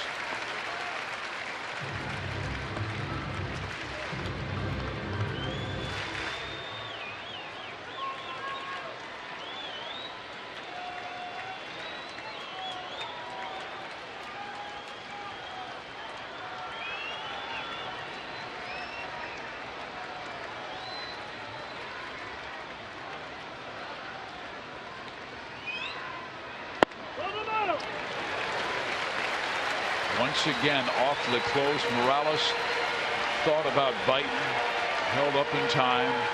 He's gone from 0-2 to a full count at 3-2.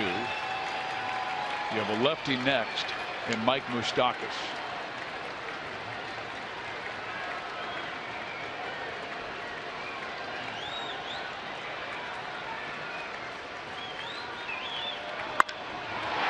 In the air, center field. Buxton with room pulls it down about 10 feet from the wall. But Ben Zobrist goes deep, pulls the Royals to within 1, and we head to the 7th inning here at Kauffman Stadium.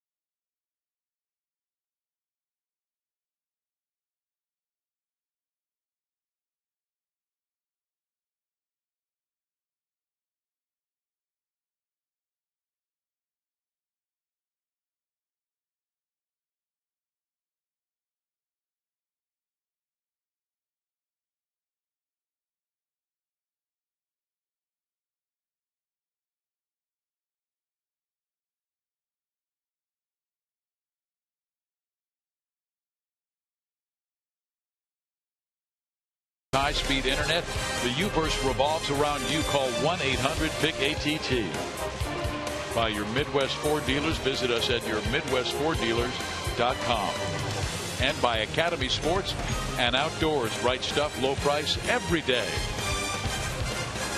Steve Physiak, Rex Hudler, Joel Goldberg, Jeff Montgomery with you at Kauffman Stadium. Top of the 7th inning. The Twins leading the Royals 2-1. Kelvin Herrera comes on after Medlin with a quality start, allowed 2 runs in the 6 innings of his work. And here is Herrera with a 182 opponent batting average, and this is our Chevy call to the bullpen. It could be a night we see HDH. Herrera plus fastball plus changeup. Fastball reach 100, at changeup 88 to 90. Occasional sliders. They'll face a trio of Eddies.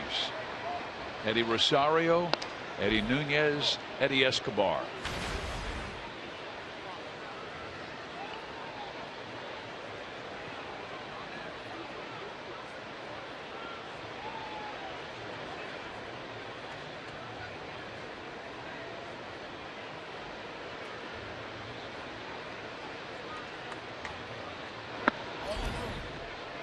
Herrera throwing a 100-mile-an-hour fastball just below. Rosario twice has grounded out, both times to Eric Hosmer. But he's a guy with good speed. 11 triples on the year.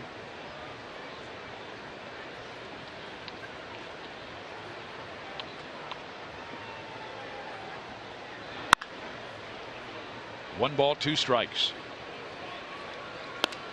Out ahead of that changeup at 90.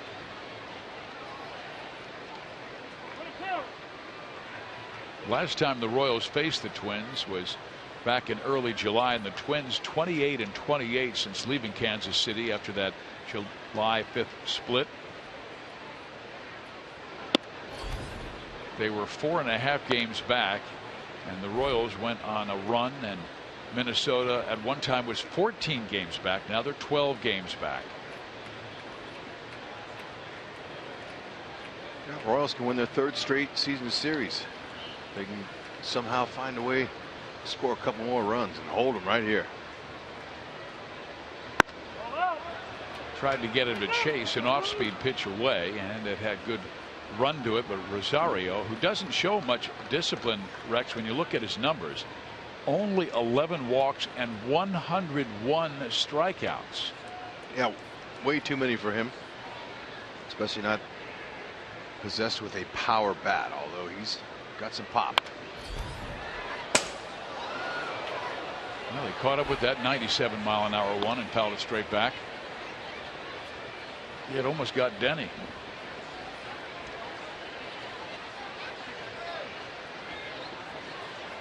We're looking at Rhino down there. There's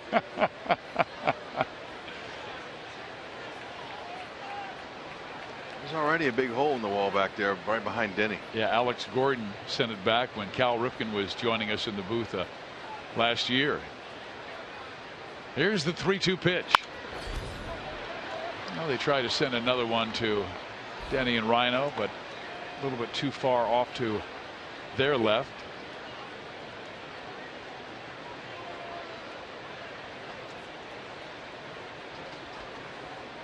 So Herrera will have to throw at least 8 pitches to Rosario.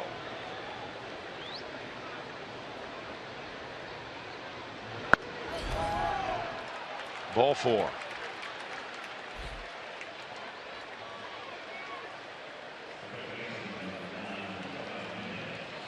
Now Nunez looks down at his third base coach. Might have something on as we're working the bottom of the order. Nunez is their number 6 hitter. That's Gene. And the hottest hitter is Eduardo Escobar, who's on deck. Yeah, that's Gene Glenn down there, and Nunez is hoping he didn't put the bunt sign on. Very difficult to bunt a fastball at that velocity. You're almost better off letting the hitter take his chances of swinging and making contact with it. Ball 1.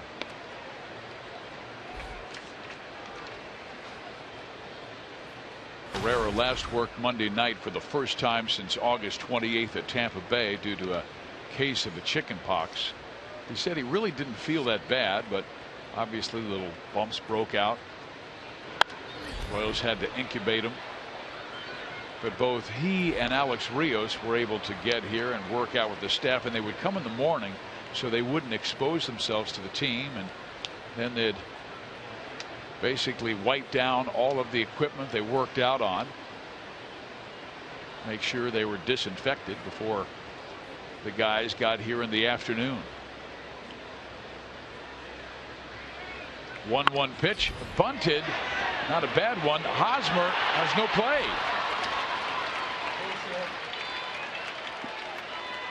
Nunez with some nice touch there on the fastball. He was able to get under it and had success. He got some good backspin on it. That ball backed up on Haas. Tricky play for him. See, his ball has backspin. Watch it hit. And it kind of skidded on Haas, and by then no chance for Zobrist to get over there. Yeah, no one was covering. They had no chance to get Nunez. So now you wonder if Escobar will be bunting as well. I'm expecting that with Suzuki to follow. That was a great bunt on a tough pitch.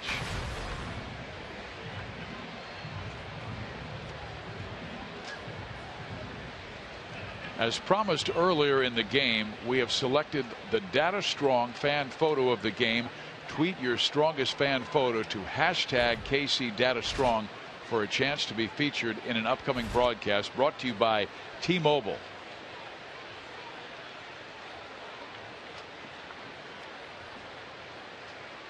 I told you Herrera will leave Ventura on Monday with 2 on and 1 out in the 6th. There's a roller just in front of the plate. Only play first base. They get the out, but the runners move up. So it's as good as a bunt. Yeah, a swinging bunt. Perfectly done. That's not fair. Hosmer hits the ball on the screws and lines out to Buxton, and they're getting these little numbers to help improve their offense here in the 7th. Well, Herrera does a good job of focusing on that 1 out. He has the ability to strike out the side. Well, he needs a strikeout here, and this is a tough guy to strike out. Kurt Suzuki, good contact hitter. Royals will bring the infield in. Suzuki grounded out in the third and then hit the home run that broke the scoreless tie in the sixth. Royals outfield shallow.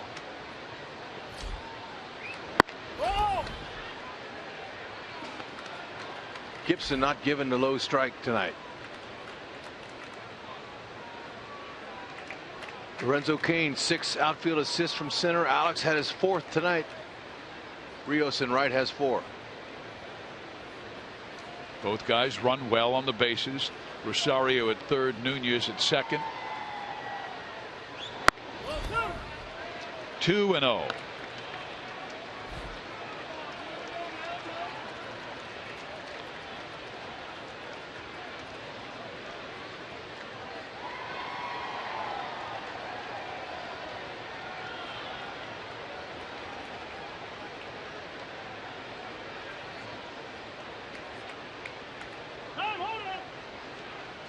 And now Salvi calls time.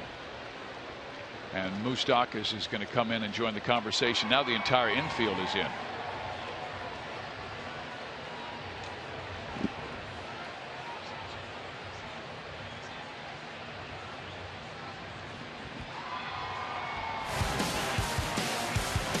Our Dodge driving the game back in the 6th inning. Suzuki off of Medlin. First hit of the night. Medlin given up, and that was a solo shot. Suzuki, his 5th on the season. Well, you've got a 2-0 count to a veteran hitter. You've got young Byron Buxton waiting on deck. And he's in the throes of a 3-for-34 slide. Pop back foul. Showed Suzuki a little respect there and threw him a 2-0 change. Almost got the pop out.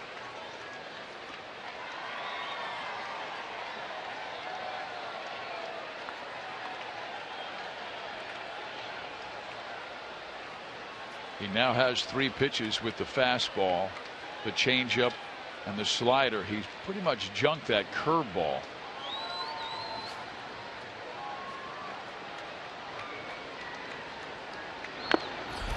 Two balls, 2 strikes.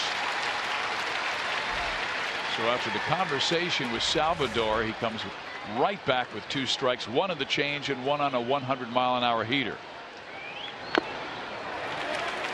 Yeah, that is a perfect spot. If he can repeat that, and Suzuki hits it, credit to Suzuki.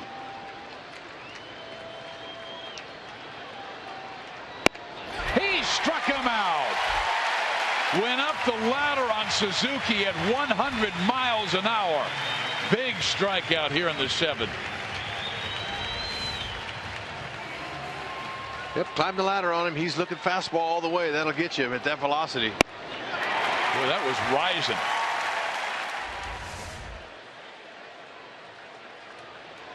Now he'll take on Buxton. We told you the trouble that Buxton has had recently. Twins recalled him back in August from the minor leagues. Strike 1.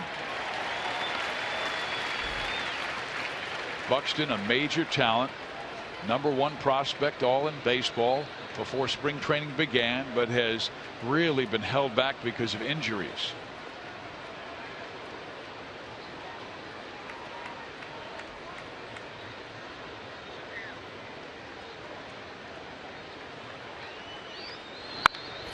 Oh, and 2. Do you stay with the Heat? That's up, you know, Escobar. That's Herrera's best pitch is his fastball. But you know what?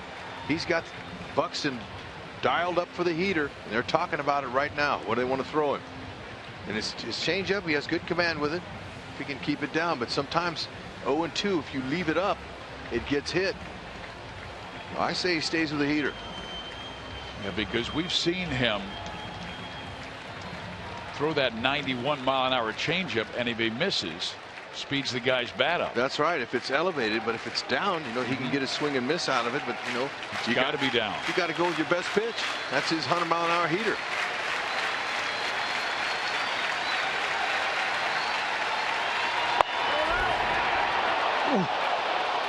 just off the plate.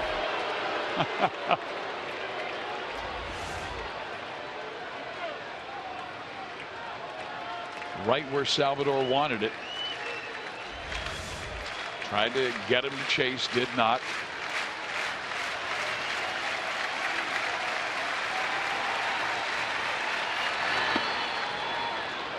Salvi's able to block it. They throw to third, but getting back is Rosario.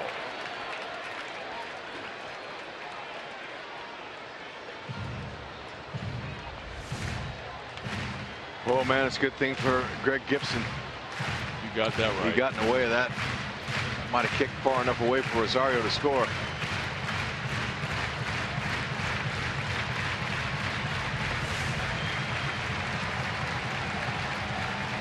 Try that same fastball that you threw Suzuki to strike him out on. Climb the ladder on him. Got him.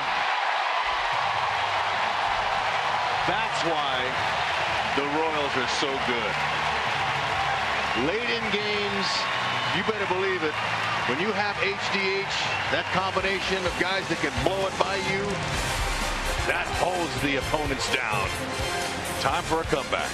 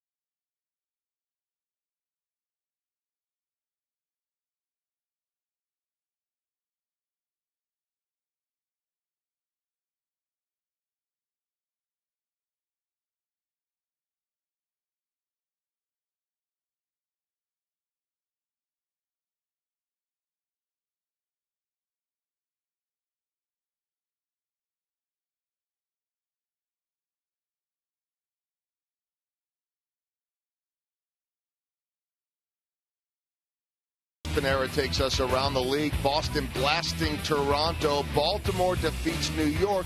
Houston and Oakland, Texas and Seattle both just underway. Our Mazda game break takes us to Fenway. Drew Hutchison has 13 wins but an ERA over 5. How come?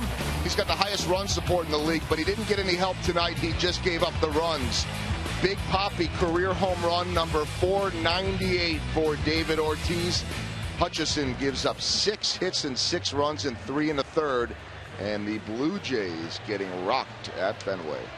Coming up after the game, we'll talk about this one, and Chris Medlin had that no-hitter going through 5 innings until it was broken up. Ben Zobrist with the home run. That reaction, hopefully a Gatorade bath, and much more coming up after the game.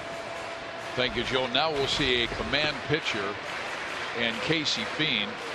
3.71 ERA. Not many strikeouts, but also not many walks. As a matter of fact, he is a supreme control pitcher. Since 2013, he's walked just 28 batters and struck out 153. Yep, 90 to 93. Sinker slider. Uses his defense. Quickly ahead of Moose.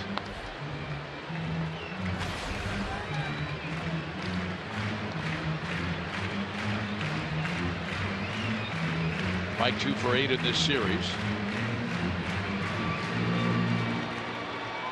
Came in hot, hitting .395 with 4 home runs, 16 RBIs his last 11 starts. Sidelined for earlier this homestand because of a high hamstring injury. It was not serious at all because he was doing all of his workouts, all batting practice and fielding practice. But the Royals, with the big lead in the Central, wanted to make sure he is healthy and rested.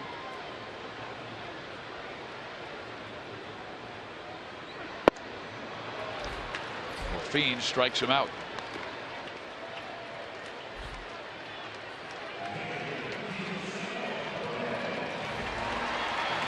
Remember, another weapon that Ned Yost possesses. A couple of them sitting in that dugout there. Dyson and Gore, a couple of speed guys for late in games and for situations just like this one. Down a run. Anybody gets on, Ned usually goes to one or two of them. Both of them. That's going to be a tough one there. Escobar throws out Perez, and there are 2 quick outs here in the 7th inning. Fans, don't miss your chance to leave a permanent mark on Royals history at Kauffman Stadium. For a limited time, the Royals Charities Legacy Brick Program has been reopened in celebration of the Royals' magical 2014 American League Championship season. Purchase your brick today at royals.com/bricks. 2-1 Minnesota. Bottom of the 7th, Alex Rios. He is lined out and flied out to deep center. Ball 1.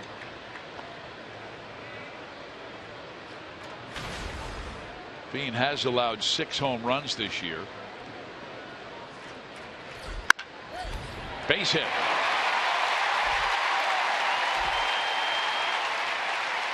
Well, he's hit the ball sharply all 3 times. He hasn't all of them to third base, but Eduardo Nunez, he was playing hugging the line, no doubles, and he's able to get that one by him. Outfielder's extremely deep. Fastball, a sinker down and in. Hud, what kind of move does Fiend have? Because Alex Rios is 8 for 8 stealing bases this year, and he hasn't gone lately. With 2 out, he's got an average move. He's nothing special, but he will pay attention to him. Escobar singled to right field his first time up. Rios does not go, and the pitch high and tight, ball 1. And he, Escobar might get a couple of fastballs that Fiend normally wouldn't throw. But if Alex does steal and he gets thrown out, you got Escobar to lead off next inning. 1 ball, 1 strike.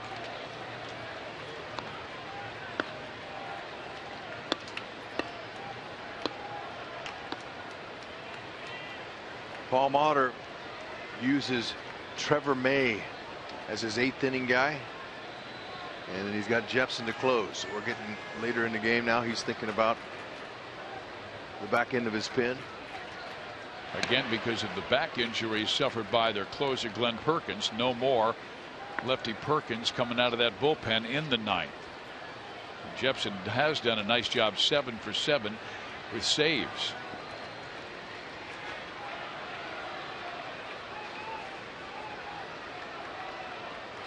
Again, they throw over.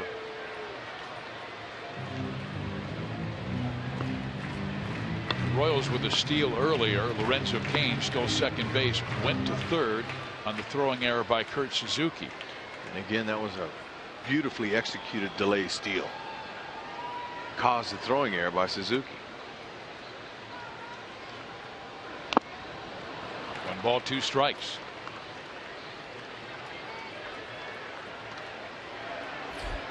Fiend earned his 14th hold of the year with 2 scoreless innings back on August 25th against Tampa Bay, and hasn't had many hold opportunities since. He has 63 in his career.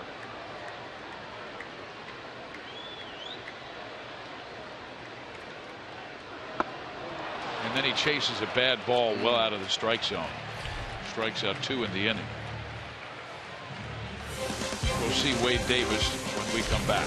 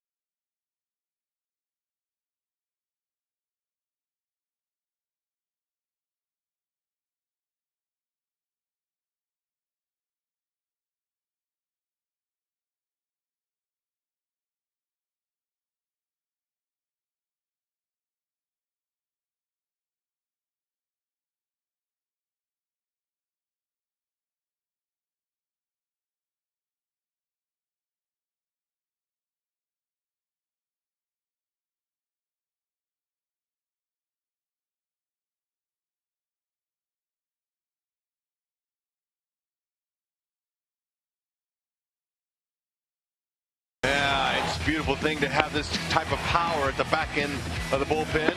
Whenever a starter goes 7 innings, it's usually HDH. That's their formula. Herrera, Davis, and Holland. And man, that power fastball is what you need. Strikeouts with runners on is exactly what Herrera did. Now it's time for Wade Davis to step in here and hopefully do the same thing. Hold the Twins down. See if the Royals can mount a rally in the next 2 innings. His ERA went from 0.97 to 0.95 with a perfect 8th inning last night in the Royals 4-2 win. Royals will have the top of the order coming up in the bottom of the inning, so keep these guys quiet. Hicks, Dozier, and Mauer. And Hicks had that key walk in the 6th after Suzuki had homered. Hicks walked, Dozier with the infield hit, Mauer with the single, and that made it 2-0. Zobrist with the home run cut it to 2-1. I guess he got the bat back in time. Ball 1. Yep. 90 to 97 with his fastball. Cuts that fastball in the low 90s. Nice overhand curve.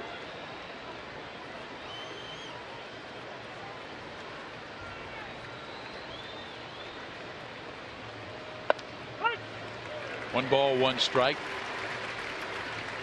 Davis in the 8th inning got Byron Buxton to pop up. Fine running catch by Paulo Orlando in right. Then he popped up Hicks and he struck Dozier out looking on a wicked cut fastball. 2-1.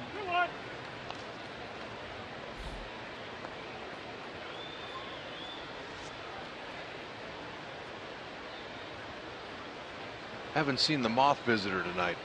No, where's he been? Well, I think Wade scared him off. 3-1. Maybe they need the moth.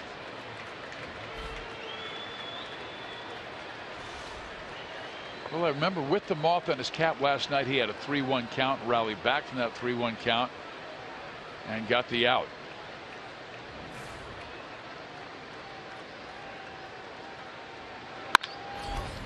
Hosmer will make the play. Big first out, keeping a speed guy off base.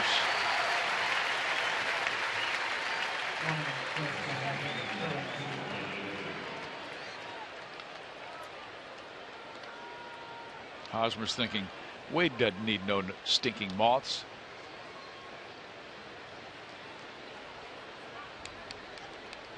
Here's Dozier, who struck out looking against Davis last night.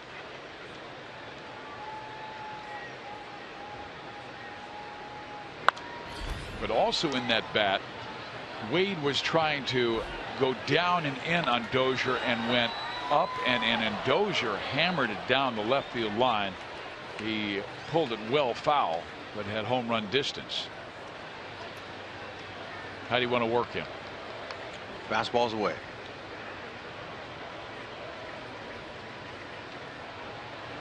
There you go, Hud.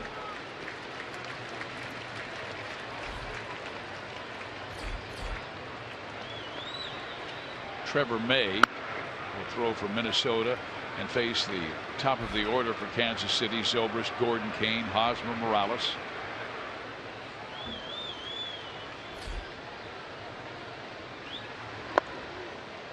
One ball, 2 strikes.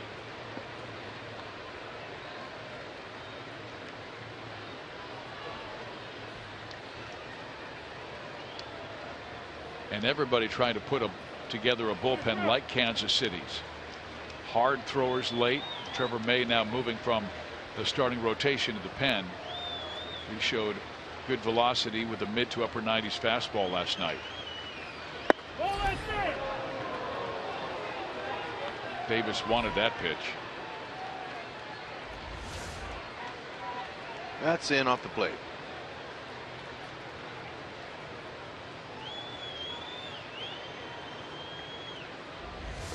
So now 2 balls, 2 strikes with 1 man out. Goes with the hook.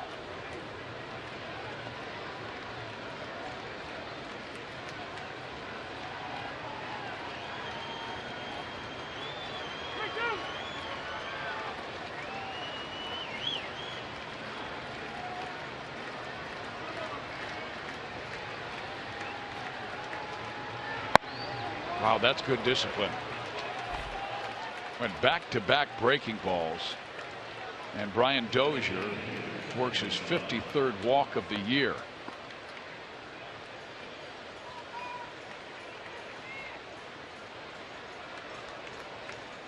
Now he must face Joe Mauer.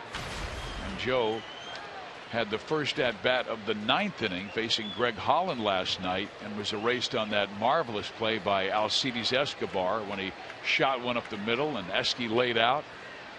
Went through to first base and Hosmer dug it out for out number 1.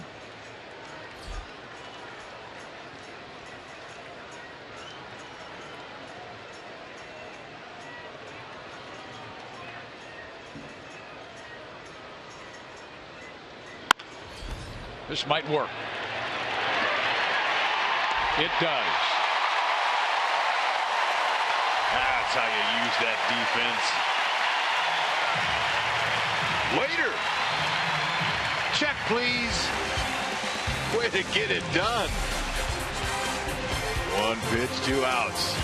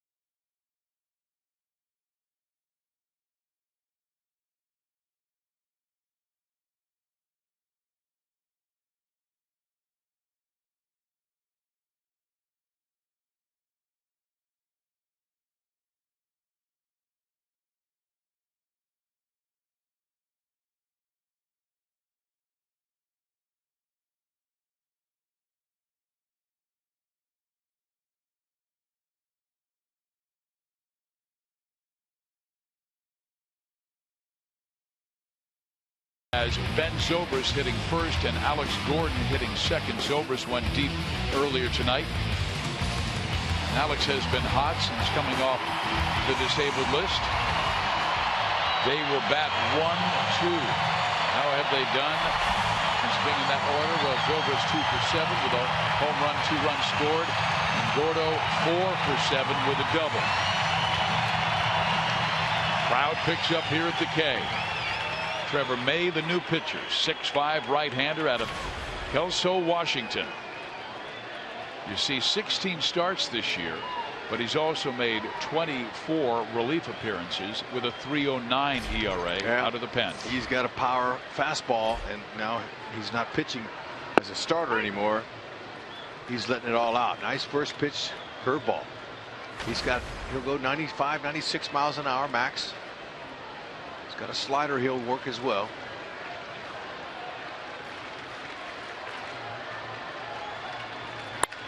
And Zobrist goes gap right center field. He's not stopping at 2. Zobrist to third. Safe with a triple. Attack of the first clone.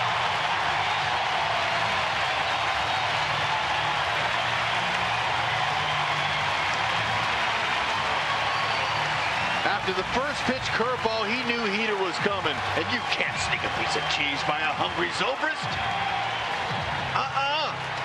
He hit that ball on the line. And when the ball set down, it rolled a long way and allowed Zobrist to get into third base. Pressure right away. What's Jersley talking about? He's talking about freezing on the line, see the ball through. With nobody out here on a ground ball in the infield, he's not going to send it. Nobody out. Can't make the out now. Vargas knocks it down, touches first. Oh, man, that was almost by him. Great play by Vargas. And just like I said, he wasn't going on contact. He's going to see the ball through the infield. Now, obviously, had he gone on contact, he might have scored. But, you know, the situation doesn't call for that. There's nobody out.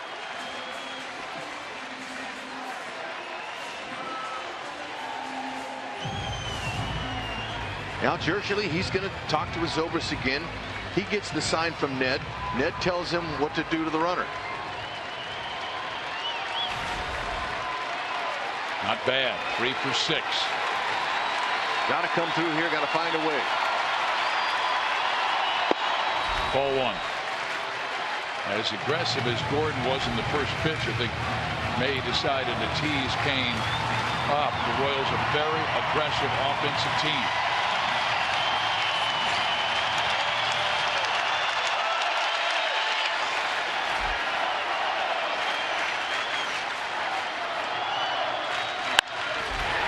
That should be deep enough. Hicks with the catch. Zobrist coming home. Throw to the plate. Well offline. We are tied at 2.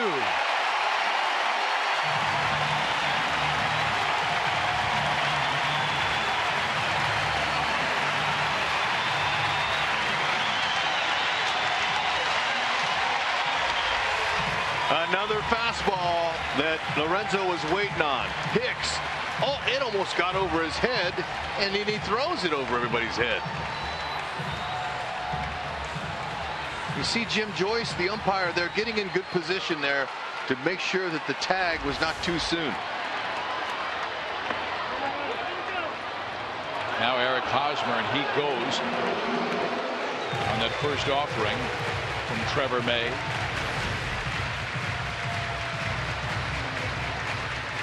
Hosmer has grounded out, walked, and lined out. 1 ball, 1 strike. So now it's down to the 2 bullpens. And again, Minnesota does not have Glenn Perkins here. 1 ball, 2 strikes.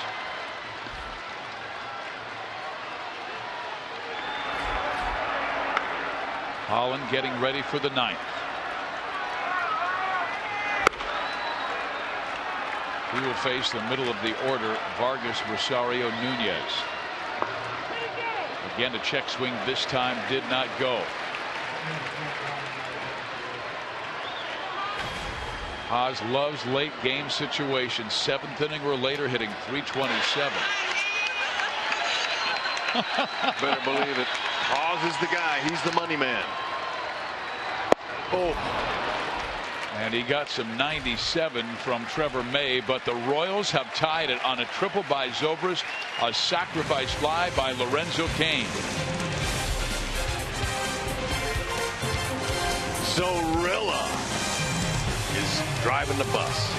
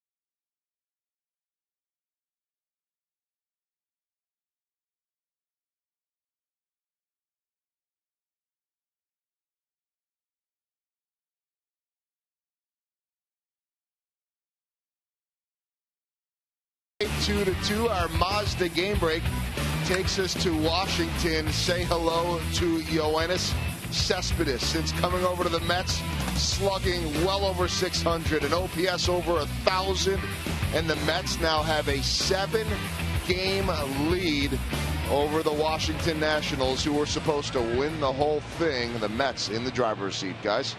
Thank you very much, Joel. And meantime, we told you that the Royals have 4 minor league teams in the playoffs, and Wilmington, our Class A affiliate, beat Lynchburg 6-1 in Game 1 of their playoffs in the best-of-3 series.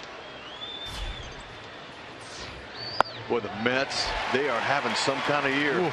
And that Cespedes ad, along with that pitching staff they got, now they've got some offense. Ooh, they're going to be dangerous. 78-61. A huge lead on Washington now. Vargas takes outside. 1 ball, 1 strike. Greg Holland on. This is his 45th game of the year. Nailed down his 30th save with a 1-2-3 ninth inning last night.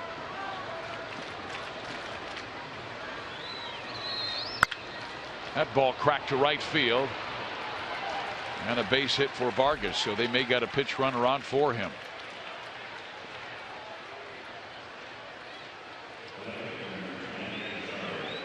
It might be Danny Santana. It will be.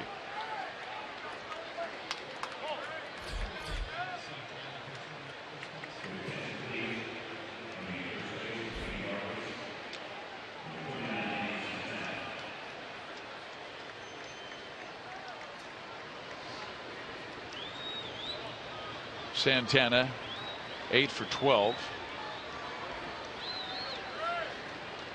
So if you want to get to the playoffs, you got to have a weapon off the bench late.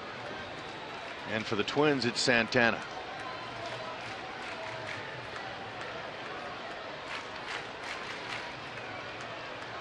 Rosario showing bunt. And this is your number 5 hitter. He's been in a little bit of a slide, 3 for his last 18, so why not sacrifice Santana into scoring position?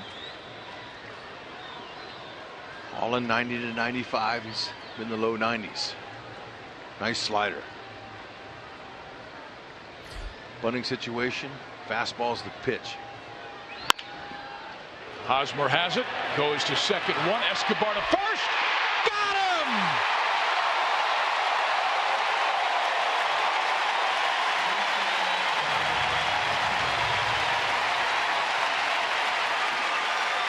Hosmer does it again with no problem. Look at this. Look, he just does that in his sleep. The throw to Escobar is what made it. It's the glove work, sure, but look at this throw, hard and straight. Escobar clears himself from the runner. Holland getting over there. That is textbook. Look at Holland's focus. Out. That's huge. Better believe it is. That's why this team wins. Great bullpen, great defense. They've got a quality start from Chris Medlin tonight, who gave up just 2 in 6 innings. Royals with 2 big double plays, 1 to end the 8th and 1 here in the 9th. Yeah, you know, they can't turn that double play unless Holland gets over there. Watch Holland bust it. He's going on contact. Good athlete, gets over there with no trouble, gets his foothold, holds it, and that is a huge double play. The throw, the pick, the execution, they are airtight. Ground ball third. Moustakas. Great job by Greg Holland and the Royals defense.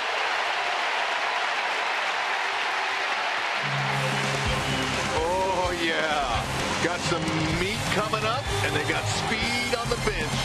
This game could be over.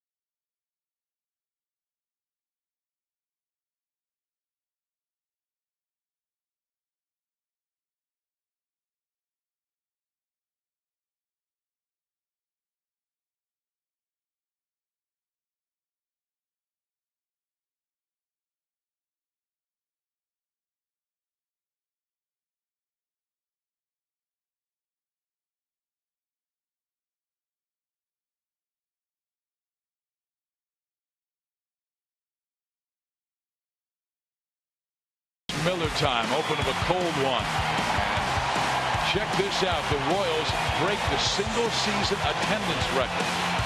The Tucker's family were the 3,704th band to come through, eclipsing the old mark set in 1989. There's Toby Cook with the family from Blue Springs. How about it on a special night at the K like it is, to entertain these fans with a walk-off would be unbelievable.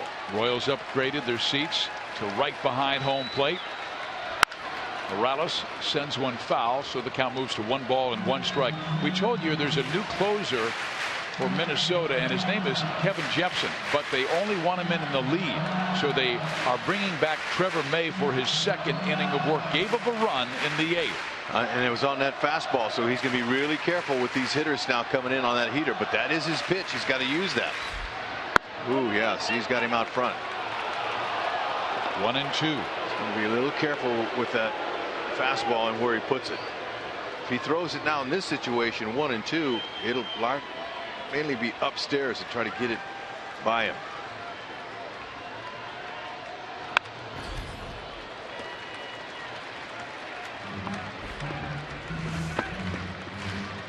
Okay, the previous pitch he went.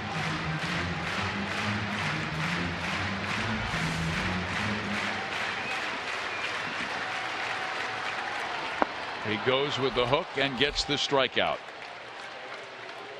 So back-to-back Ks for May. Struck out Hosmer to end the 8th, and now gets Morales to open the 9th. Going to have to really discipline themselves to lay off of that curveball. Now he's going to throw at Moose, and everybody wants to hit that home run for the walk-off. There's no doubt about it, but they want to stay within themselves, stay in their game, get a guy on. See if Dyson or Gore will come in. Stay on your game. Let the hands do the work. Moose has been really good using his hands. Any way to get on. Yeah, Moose has had some really good swings, but fouling them straight back. He is 0 for 3 in this game. 2-0 count.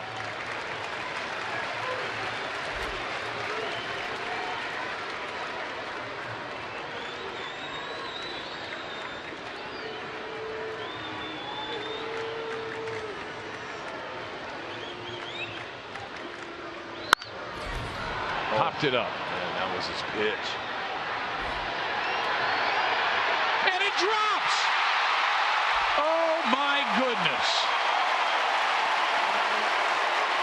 Wow. It's a hit for Moustakas, but poor communication between Eddie Rosario and Eduardo Escobar, and here comes Terrence Gore pinch running for Mike.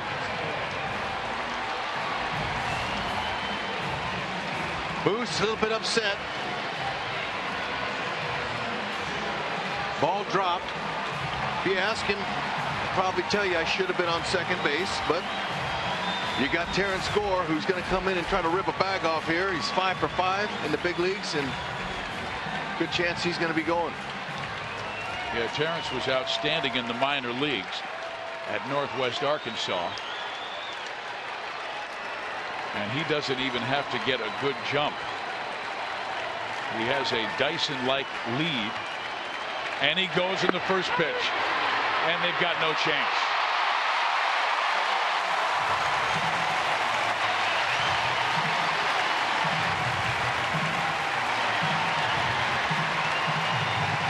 Easy bag.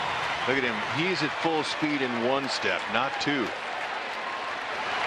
He knows exactly why he's on this team. And this is why the Royals are so dangerous late in games, especially here at home in the K. Salvi want to shorten up his swing and just do all he can to find a hole. Now Salvador.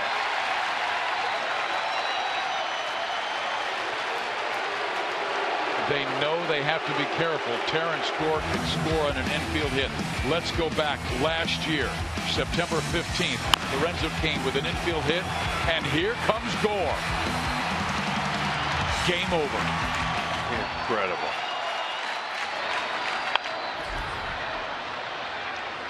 I mean, to see a guy score from second on a chopper over the pitcher's head is highly unusual in this game. And that's what speed does.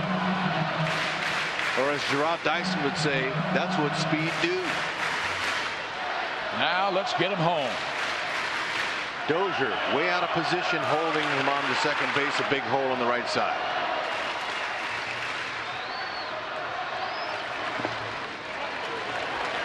Rosario, the left fielder, 15 outfield assists. He's second in the league in that category.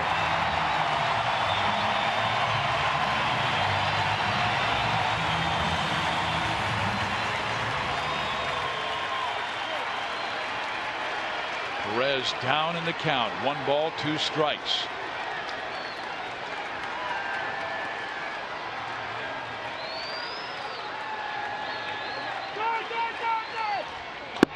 Time was called. Yeah, that messed up Trevor May. 4 out of the last 5 times Terrence Scoris has stolen a base, he's scored. Time was called right about now, and fans are all worked up on that, but it's a redo. Talked about Dozier's 2 feet off the second base.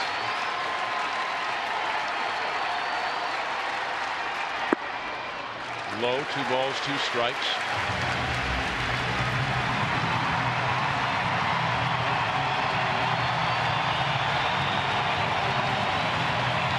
May gave up a run to tie it in the 8th. Will he give up a run in the 9th? Send the Royals fans home happy. Good fastball at 96 miles an hour.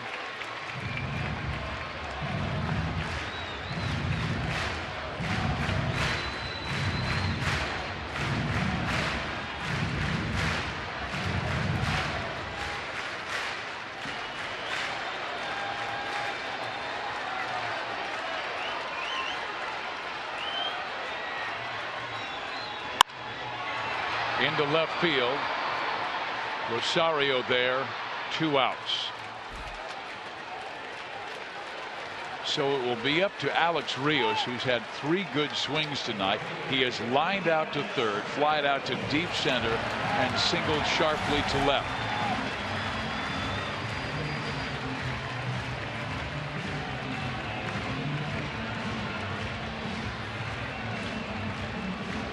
Rally caps on. Speed at second. Hicks, good arm and right, 8 outfield assists, but anything that's hit on the ground and in will score Gore. Let's find a hole.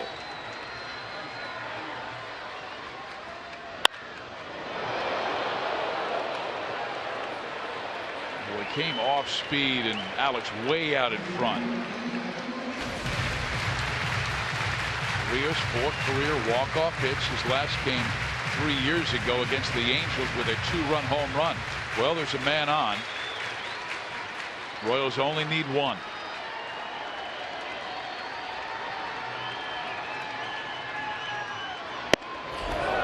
Wow. Suzuki almost had the leap for that one.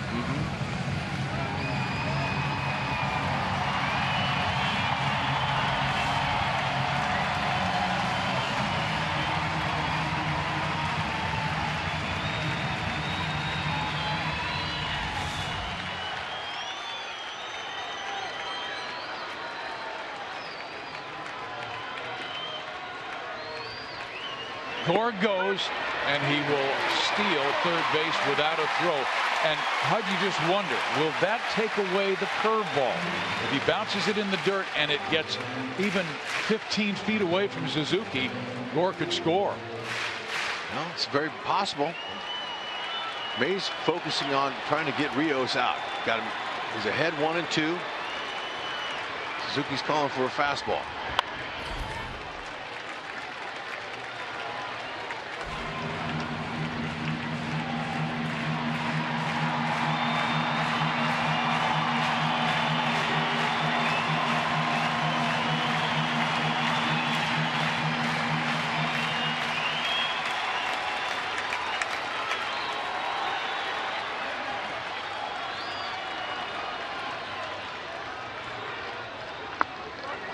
Good block by Suzuki.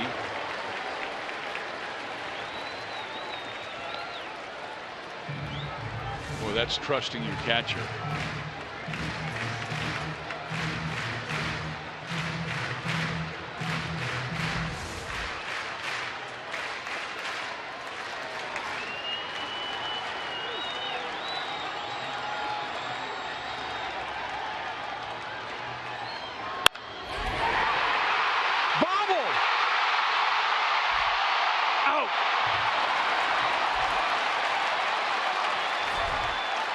Oh, a little high drama here at the cave with the fans.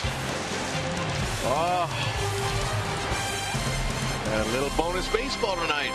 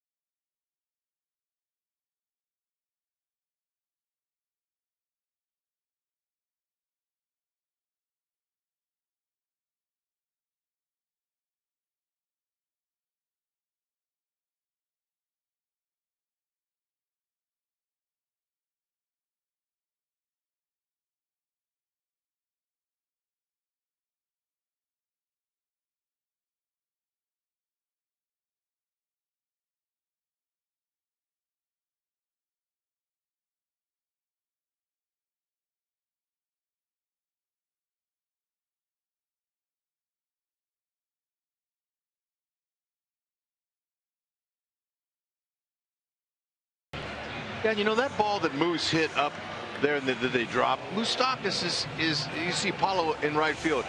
Moose is nursing a hamstring. Okay, he's not gonna push that hammy and try to bust it into second base, and he didn't really need to because Gore's in. He's gonna steal the bag. So don't take Moose off the hook on that. Extra innings are presented by Jack Link's Beef Jerky all season long. Jack Link's Beef Jerky. Feed your wild side. Well, we got to the 10th inning of play here, and Ryan Madson will come out of the bullpen. Ryan with a 2.58 ERA, 47 strikeouts and 52 1/3 innings.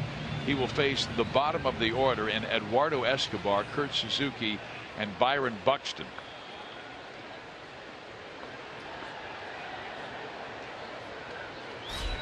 Twins 2 runs on 5 hits. Royals 2 runs on 8 hits.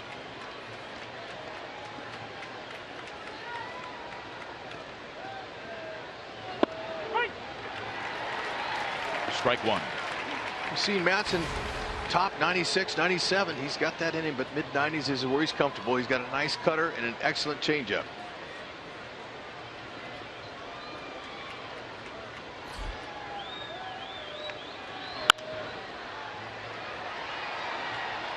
And he has Escobar down in the count 0-2. Escobar, who came in on fire, is 0 for 3. Twice grounding out, also flying out to center. But he was hitting .396 his last couple of weeks. And Madsen makes quick work of Escobar by striking him out with a 96-mile-an-hour fastball.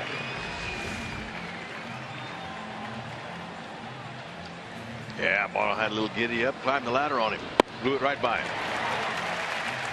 Especially after the previous pitch at 83, that was his changeup. Come back with that kind of fastball there, it's going to mess the hitter's timing up.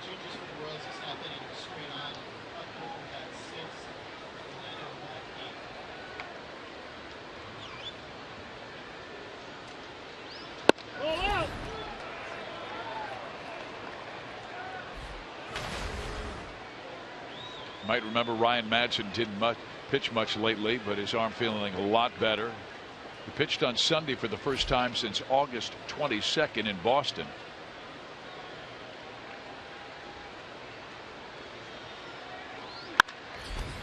Hosmer won't reach this one.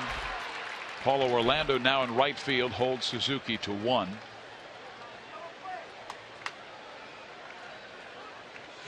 Madsen entered the 9th inning, allowed a run on 2 hits and a walk on Sunday.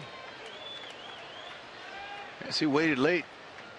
Took that ball right out of Salvi's glove and slapped it by Haas.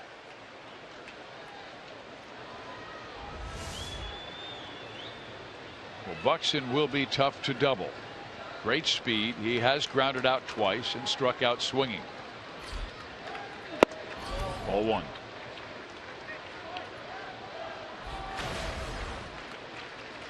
Royals play him straight up. Hosmer, of course, holding Suzuki at first, but Cuthbert in at third.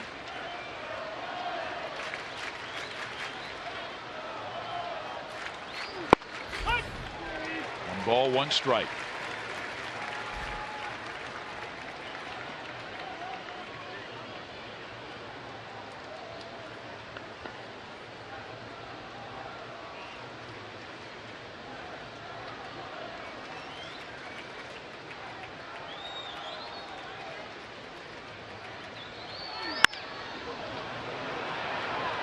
Foul.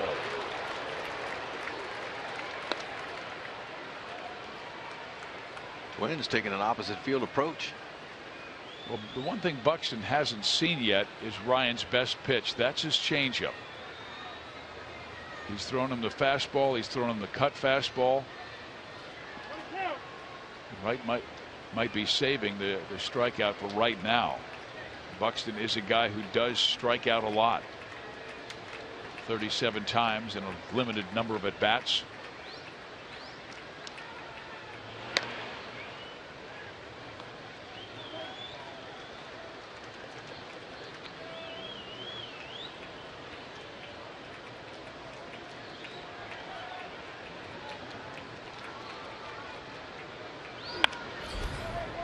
No, he stayed with the fastball, came up and in on Buxton.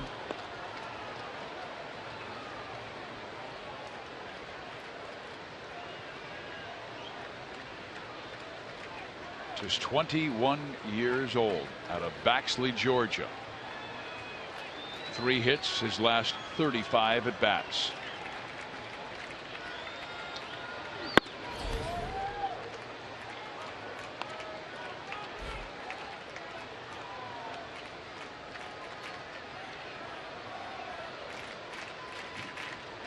Ryan usually comes straight over the top with that off-speed pitch, and it just dies at the end. There it is.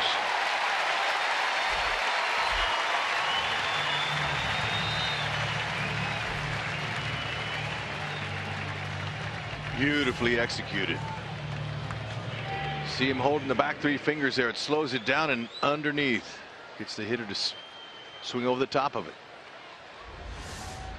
So now we go to Aaron Hicks, who is 0 for 3 with a walk, a run scored. His run was Minnesota's second, and then Kansas City tied it in the 8th on a Zobrist triple and a sacrifice fly by Kane.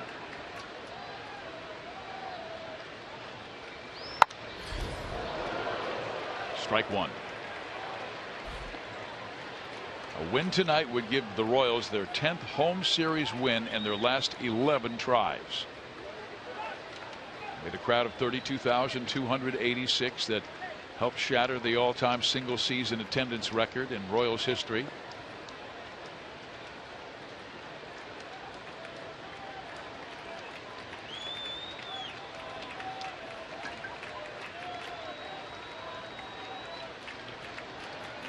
I don't imagine too many Royals fans have left the building tonight.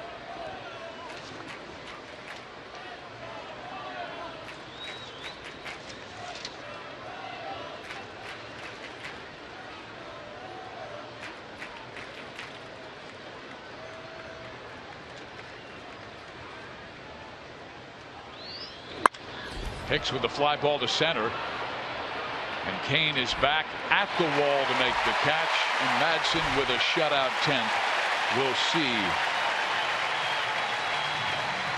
Escobar, Zobrist, and Gordon come up in the bottom of the 10th. Zobrist has already had a night with a home run and a triple.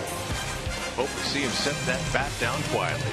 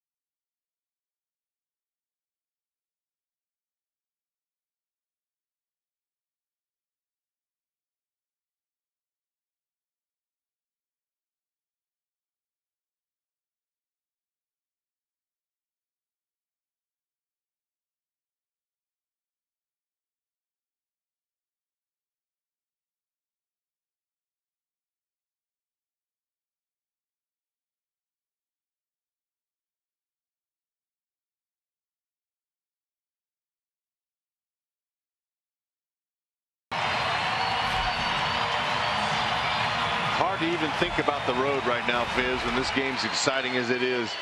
I just do what I'm told. Oh, yeah, but still, man, we got action. I don't want producer Joe Lavero yelling at me anymore. Here's the pitch and a swing, and a fly ball struck to left center field. Buxton, with that great speed, is able to get there, and there's one out.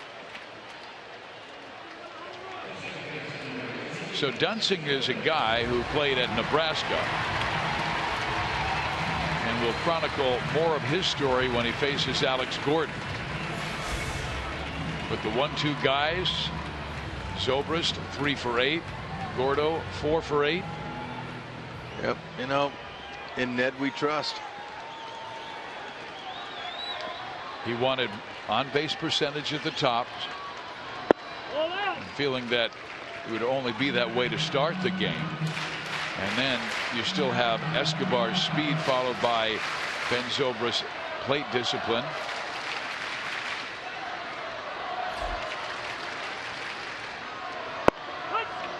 One ball, one strike.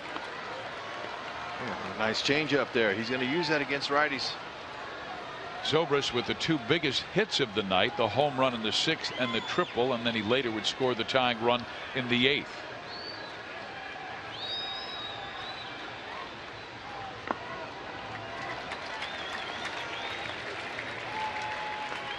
Eduardo Nunez, a third baseman, he's hugging that line down there at third.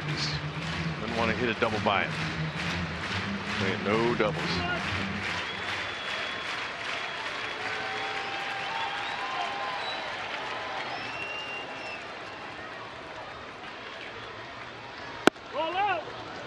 Eyeballed that one well, and now has a 3-1 count.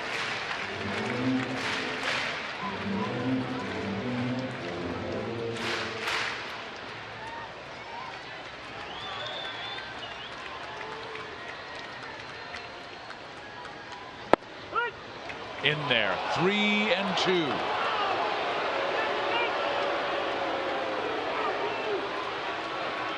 Dunsing as much as he trusts that changeup, he could throw it here.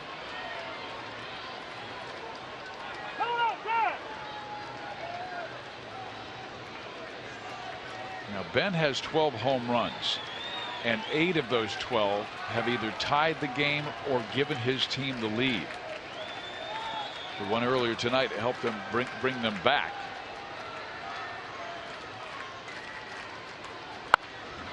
Fought that one off. That one with the fastball, had to protect. Back of his mind, he was ready for the changeup though.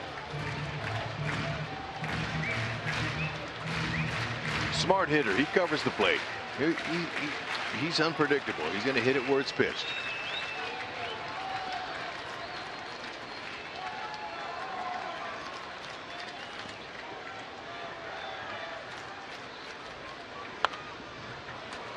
Curveball. He just missed that. We've seen him hit some of those hangers over the fence.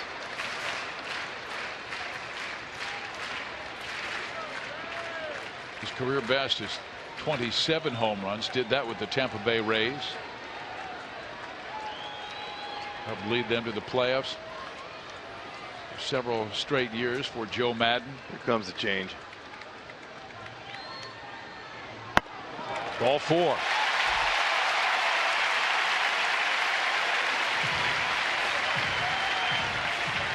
Do you put Dyson in now? Yes, they will. Yeah, when you got Dyson there, you got plenty of coverage. You got Infante over there on the bench. Why not go to a sure steal guy? That's what we talked about earlier. Games like this, Ned has weapons, man. I'm telling you, and it's helped these guys go all the way to the World Series last year, and that's where they're heading again. If they can stay healthy and continue their solid, energetic play. And now you have this great story.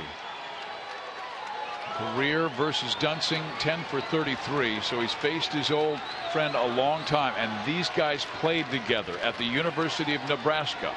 They were roommates in Lincoln. Ball 1.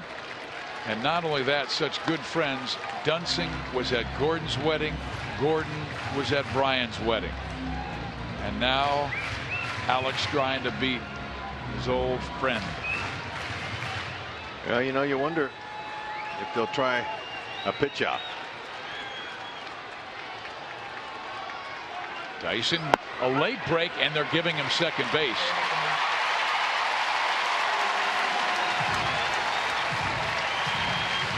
So he will steal second base. Now the Royals need a hit to win it. They had a similar situation in that last inning. Yep, Dyson wasn't exactly sure there, but you know, with that speed, and Suzuki made no attempt whatsoever.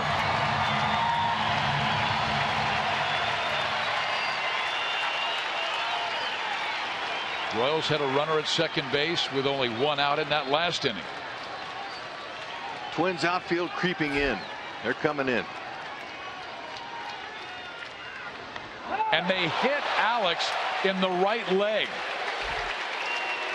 So now runners at first and second. And I've got to believe that Paul Molitor will bring on a right-hander to face Lorenzo Cain, and he will. He is coming out of that dugout. Yeah, this is the right move. Lorenzo Cain hitting over 350 against southpaws. Molitor knows that. Is that Jepson? Nope. Blaine Boyer will come out of the Minnesota bullpen.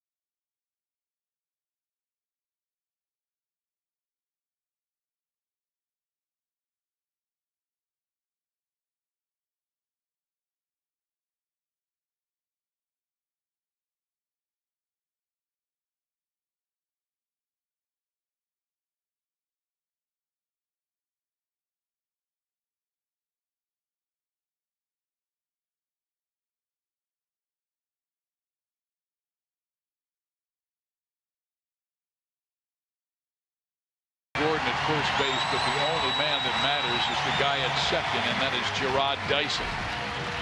Blaine Boyer will come out of that bullpen, and this has been one of Blaine's best seasons ever. The lowest ERA of his career at 2.65. Yeah, but look at that down there at the bottom. That's not good. No, he's allowed a lot of inherited runners.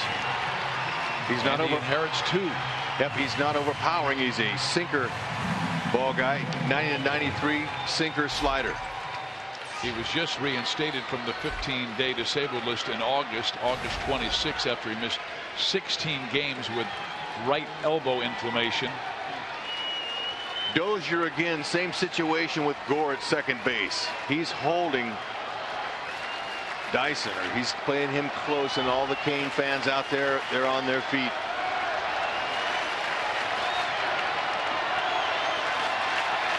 Dyson likes to rip off third. If he goes, Infante's got to go with him. Lorenzo waves at the first pitch fastball. Looked like Boyer had almost like an inside-out move to second base. He kept an eye on Dyson a little bit longer than most of them, and I think it messed up Lorenzo Cain.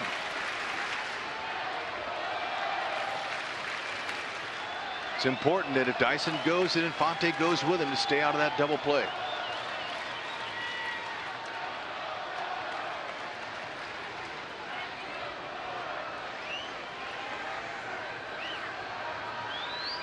Dyson does go.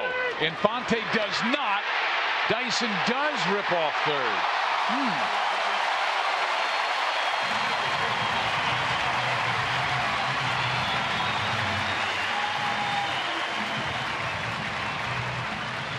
Dyson and Gore, both of them, when they slide violently.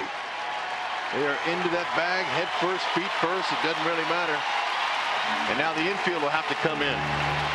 So if Infante wants to hit it to second base, he'll be able to walk in there. But he had that huge lead with the first baseman playing behind him. I was rather surprised that he did not go. Yeah, I was thinking the same thing. He had a huge lead. But now they're not going to let Infante. And now here they come in. Yeah, they're coming in, so is Molitor. They're going to talk this one over.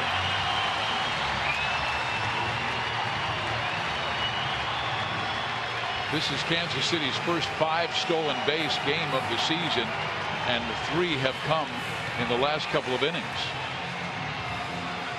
Well, we saw him rip off 8 steals in that wild card game against Oakland last year. Even Billy Butler stole a base. And they're going to bring in Eddie Rosario from left field to play an infield spot, and he's asking for a new glove, I think. Yep.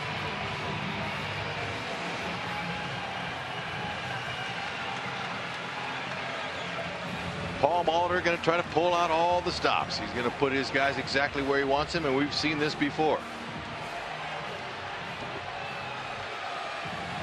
5-man infield.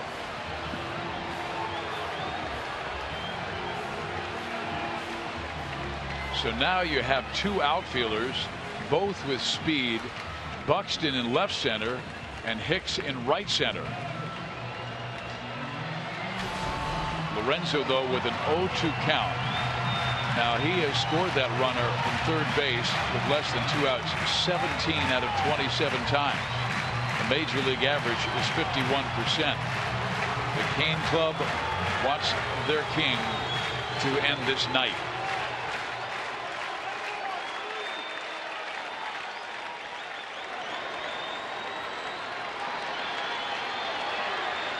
Okay, so the middle's covered. Lorenzo wants to see something up, anything up. Get a bat on it.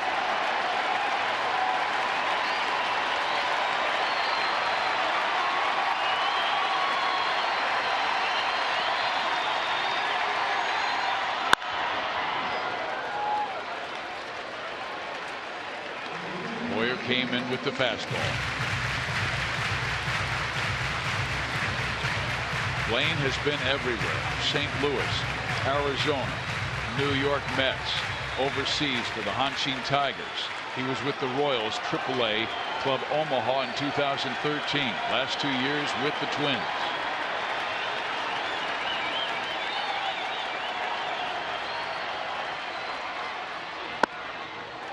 Great save by Suzuki. Yep, the pressure is on Boyer. It's not on Lorenzo King.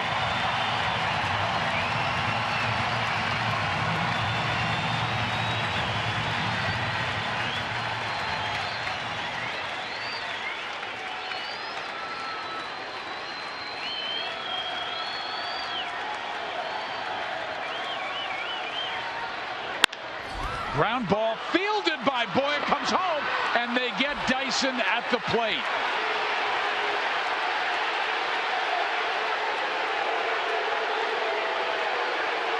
Suzuki hurt on the play. Well, Duran's saying that he blocked the plate illegally, but the throw by Boyer was right into the third base line and up. So I don't think they're going to win on this, but we might get an argument out of it.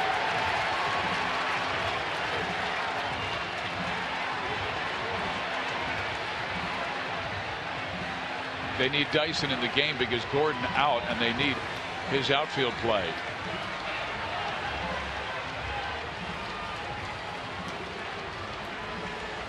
Ned's saying he blocked the plate. But Gibson's saying the throw took him into the right-handed batter's box. Let's watch it again. Suzuki, he's in front of the plate, but the throw went there. He had to go there. There's nothing he could have done. Got to get the out.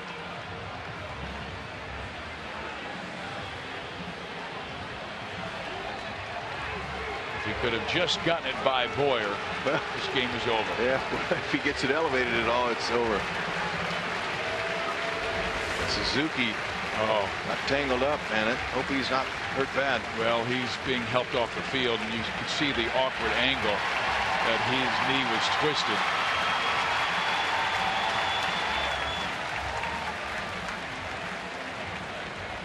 So the Twins losing their veteran catcher for the night. This is an umpire's review. Ned simply asked for the umpire's review. So Greg Gibson, the home plate umpire, will be working with Jim Joyce, the crew chief, as they talk with New York. But like you said, Hud, the throw drew him right into the sliding Dyson.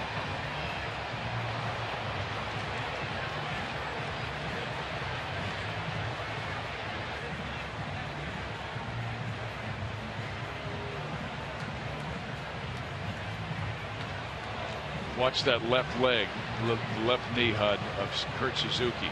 Yeah, that's quite a jar there, man. That's all Gerard could do. He didn't have any other options. So, and Dyson, he did touch the plate. So watch this. Right there with his left hand, he touches the plate. He's out. So it will be up to Eric Hosmer.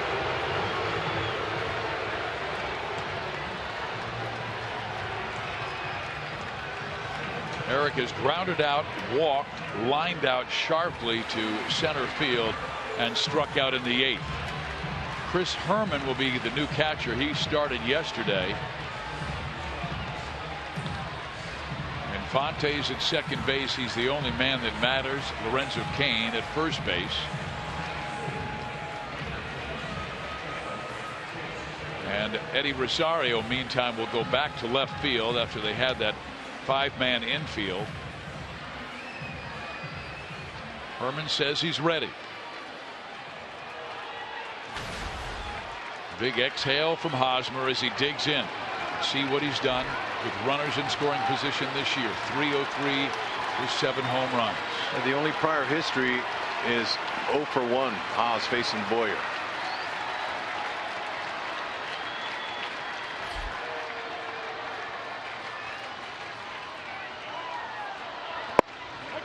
Strike 1. Haas has 6 career walk-off hits. His last was July 5th against these Twins.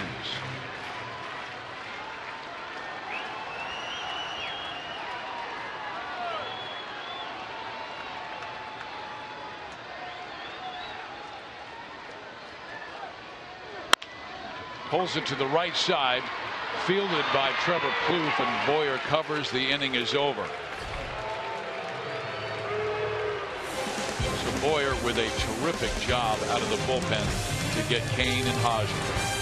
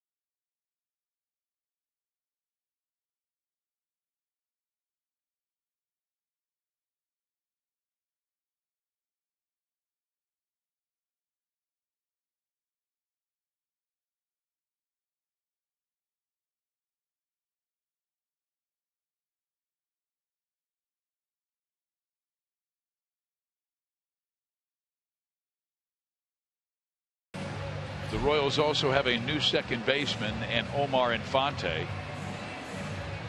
He's working with Alcides Escobar, and our new pitcher will be Luke Hochevar. Royals bullpen has been excellent tonight after Chris Medlin with a quality start gave up 2 runs in 6 innings. Herrera with a shutout 7th, Davis a shutout 8th, Holland a shutout 9th, Madsen a shutout 10th. Now it is up to Luke. Will face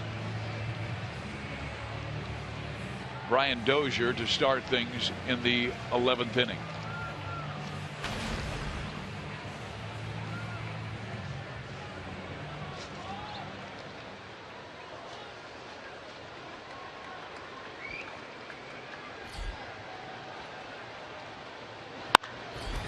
And Dozier hammers one foul, strike 1. Okay, Hoch has that cut fastball he'll use along with that fastball there, and Dozier was sitting on it. We talked about it. He's a dead pull hitter. He's got a nice overhand curve. You have to be careful with Dozier. Got to stay away from him. He had that clutch pinch hit home run in the All-Star game this year. It was his first All-Star game that he was selected to play in.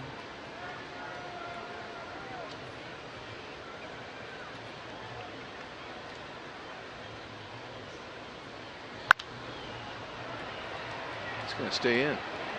Hosmer, and foul ground is there, and there's 1 out.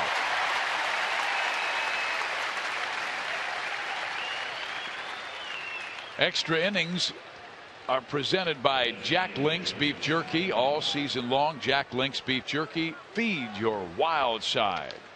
We're in the 11th inning, tied at 2. Dozier made the first out. Now Joe Mauer, the batter. And then we'll see Trevor Plouffe bat for the first time.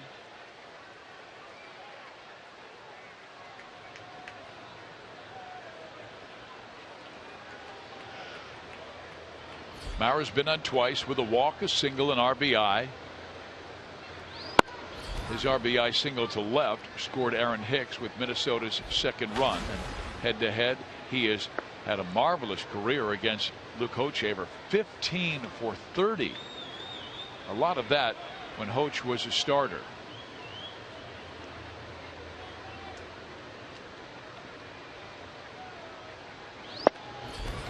One ball, one strike.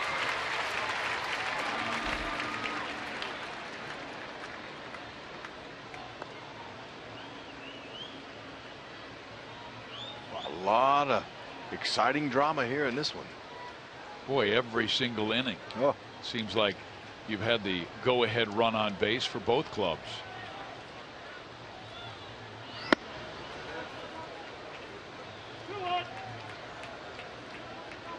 Royals would get a guy on, pinch run Gore, he'd steal bases. Get a guy on, Dyson would steal bases. But they have yet to come up with that clutch hit outside of what Ben Zobrist has done tonight with a home run and a triple. 3-1.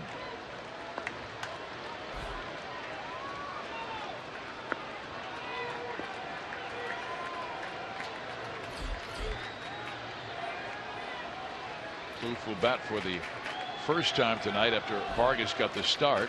Nunez, the third baseman, now Plouffe playing first base.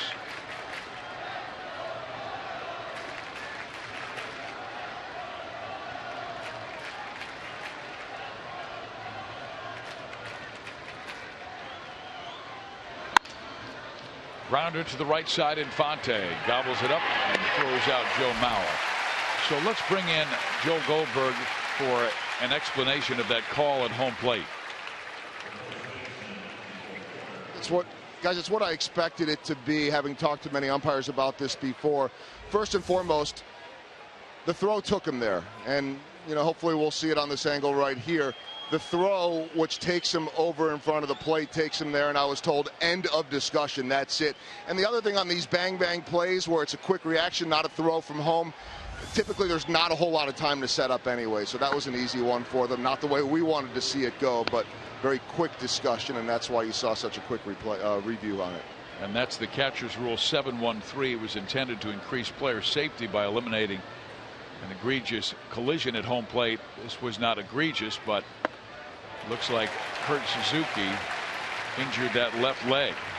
And the catcher, as you said, may not block the pathway of the runner attempting to score unless he has possession of the ball. But where Suzuki had started and set up, he had to leap towards the incoming runner, which was Dyson.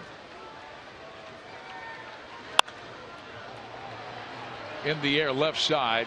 Well, that's going to find the seats in foul territory.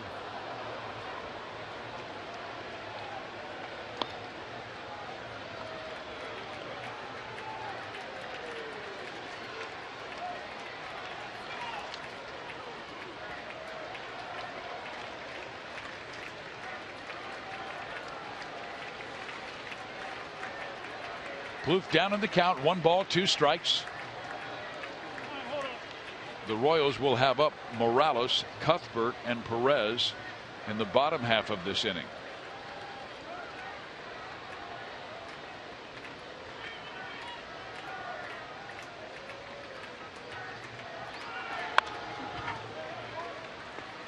Went with that breaking ball.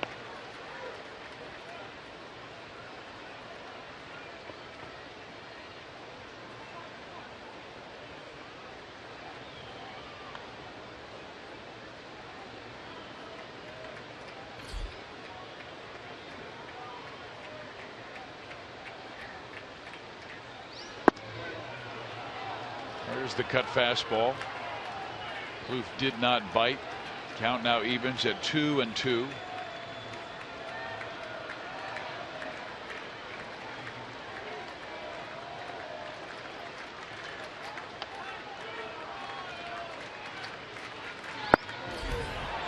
Again, he tried to dot the outside corner, but a little off the plate.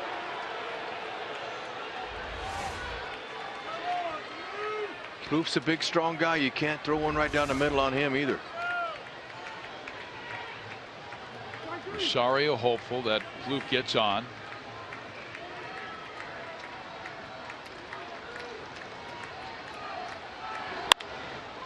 And then a single by Trevor to left center field. So he will allow Rosario to hit.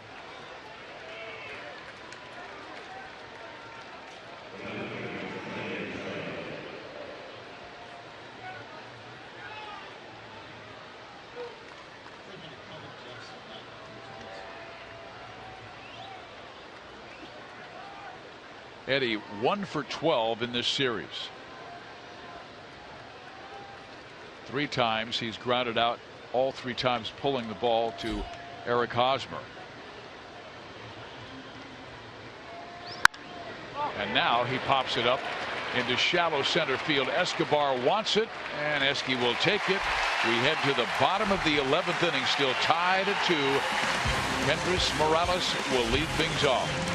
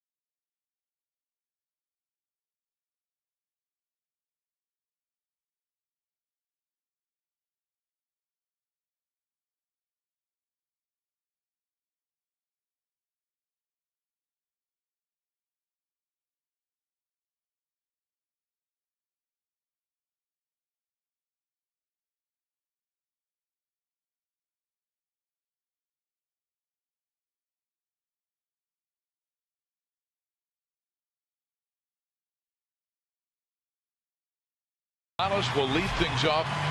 He has been on base 1 time. That was a single back in the 2nd inning. Since then he has grounded it to a double play, flied out, and struck out. Facing Blaine Boyer for the first time.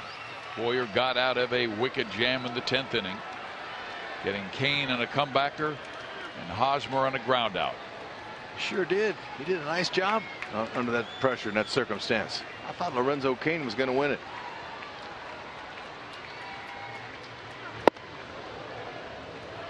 But I love the way that Ned Yost played his hand with really pushing the envelope with all these steals. 5 in the game. Getting that guy into scoring position or to third. Going for the win, man. Love that.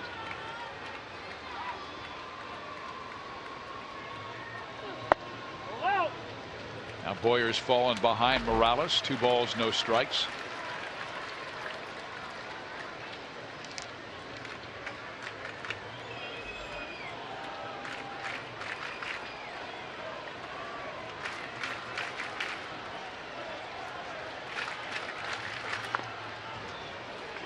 Two and 1. Let's go back to August 16th. Kendrys Morales walk-off moment. A line drive, base hit to left field that beat the Angels.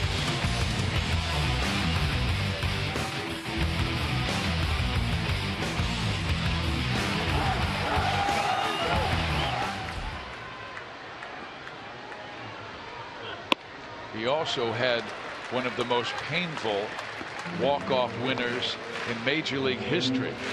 A grand slam walk-off home run against the Seattle Mariners, and on the celebration in 2010 he severely broke his leg and lost almost 2 years.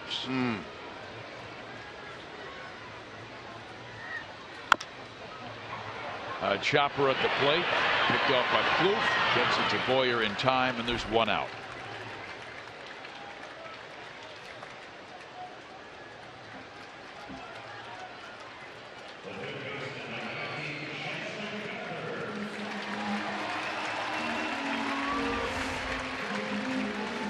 And some nifty handwork right here. Watch Plouffe. Plouffe catching, nice little underhand flip toss. Boyer covering.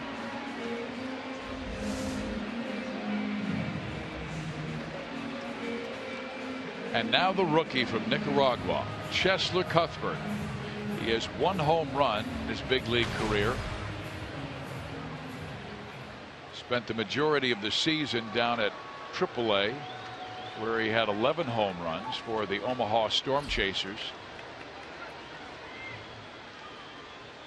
Also 22 doubles. And he takes ball one. He's shown great poise at the plate and defensively. Uses the whole field. Has some pop, we know that. That's the thing that Ned said he was most impressed with, his composure at the plate.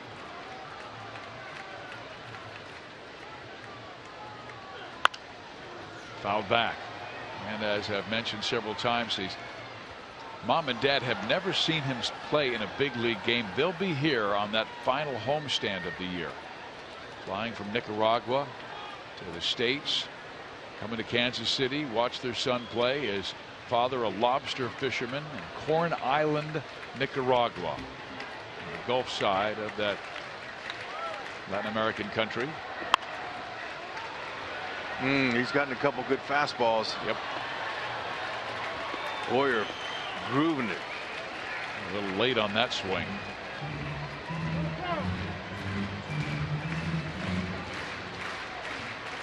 So now Boyer has him down in the count 1-2.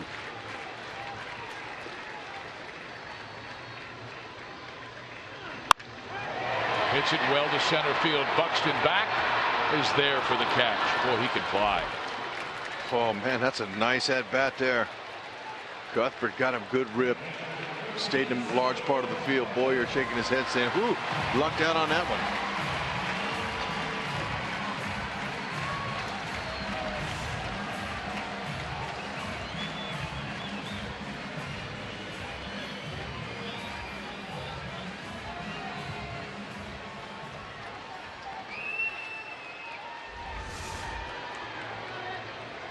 So it's up to Salvador to try and end it in 11.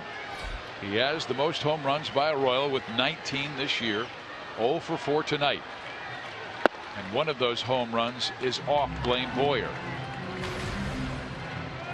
Faced him one time and hit it out.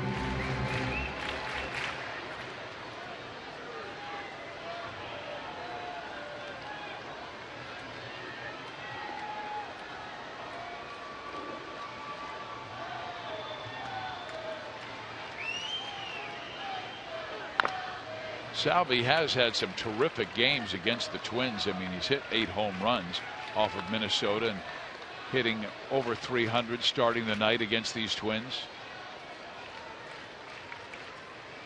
Kansas City 9-6 this year against Minnesota and 18-9 at the K.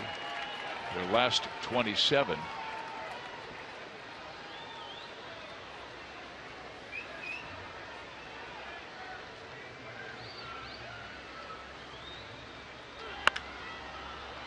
Pops it up right side. Plouffe will make the catch, and we will head to the 12th inning here at Kauffman Stadium in Kansas City. 2-2 our score. We'll see Franklin Morales when we come back.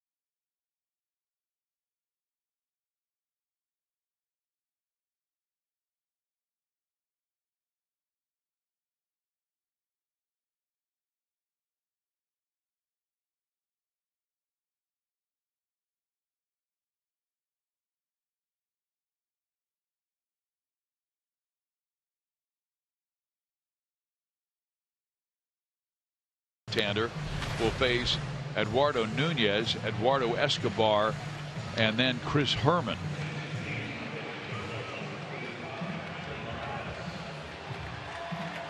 .205 ERA. Boy, has he been a pleasant surprise this year, coming over from the Colorado Rockies, non-roster invite, made the team out of spring training, and been the main and usually the only lefty in that bullpen. Yeah, and he's been terrific. Both sides of the plate, righties or lefties. Not hitting much over 200 off him.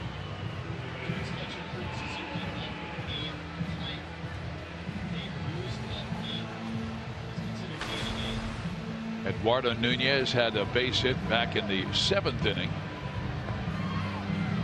And that was an inning that started off very well for Minnesota. They had 2 on with nobody out, and Escobar, the next batter, hit a soft roller back to the mound, and that advanced the runners. But Kelvin Herrera then struck out the next 2 batters he faced, Suzuki and Buxton, inning over.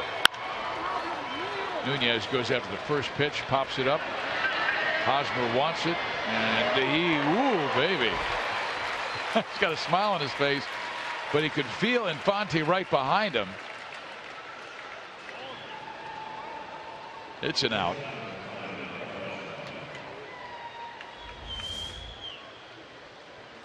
He's calling for it. Infante is. Haas, he backed up.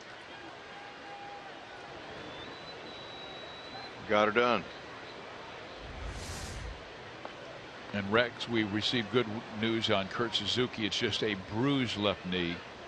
And he is day to day. Tough guy. At a Cal State Fullerton. Now Eduardo Escobar. Escobar 0 for 4. Madsen struck him out last time up. Now he's facing Franklin Morales for the first time.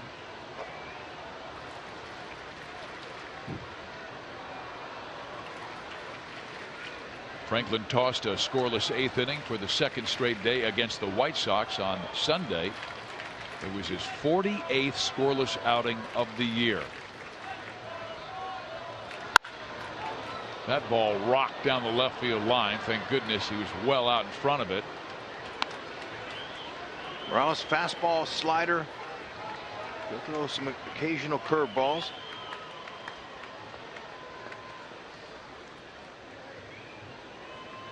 The Twins with 2 in the 6th. The Royals with 1 in the 6th and 1 in the 8th.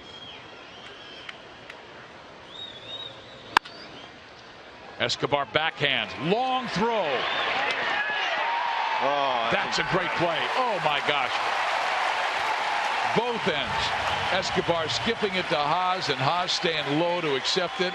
And Rusty Kuntz takes his helmet off and says, way to go. Well, I got to tell you, that's the most impressive pickup of Hosmer this year, because it was so difficult to do that. Escobar just throws it over there. When it bounces on the grass, you never know. I mean, those short hop picks, they're not exactly easy, but they're a little easier than this one here. Right on the lip, Hosmer has to stay low. That's why he's so good at it. He stays low. Look at the glove. The glove's down, up all the time. You keep your glove down low, and you come up as a first baseman. Hosmer putting on clinic after clinic. Escobar, anybody on the left side, they just catch it and throw it over there. They don't have to worry about it. Incredible job there of concentration. Boy, and he really credits his family. His dad, Mike, was a fireman and Eric's travel ball coach growing up. His mom, Elena, the teaching assistant in American Heritage, and also his brother, that he gives a great deal of credit helping him. Mikey, his older brother. Here is Miguel Sano now at the plate. And he takes a strike, a 1-1 count.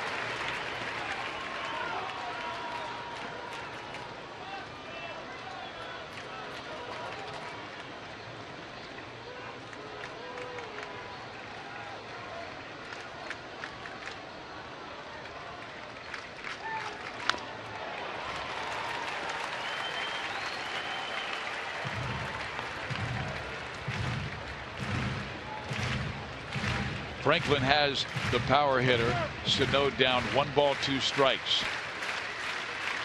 Dangerous hitter out of the Dominican Republic with 15 home runs this year. Yeah, and has not played a full season. Keep it down. It's just his second pinch hit opportunity in his career. He's 0 for 1.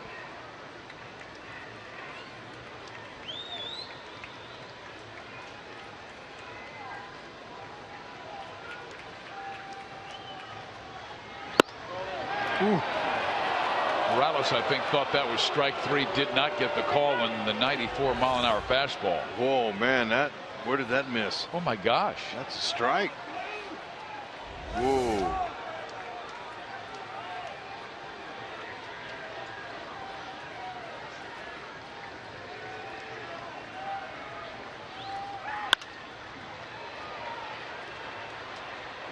Hosmer will give it a look, but it's about 4 rows back.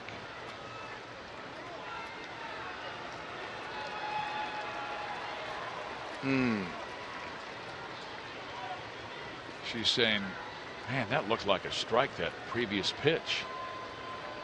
Don't let him off the hook.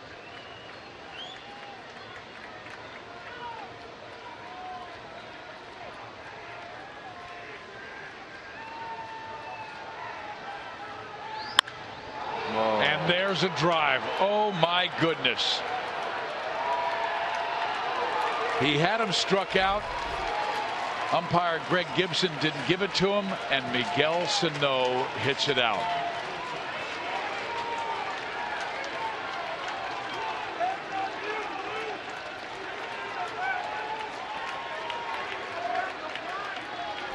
First pinch hit of his career, and it's a solo shot here at the top of the 12th. And be careful with this guy. You know, we talked about it. 3-2. He knew Morales is going to come in there with a fastball. Salvi's setting up in the same spot where he did before. This is the previous pitch. That's a beautiful strike. Everyone in the house thought that was strike 3, and then there it was, down and out over the plate, and Morales knew it. So Minnesota takes a 3-2 lead here in the top half of the 12th inning.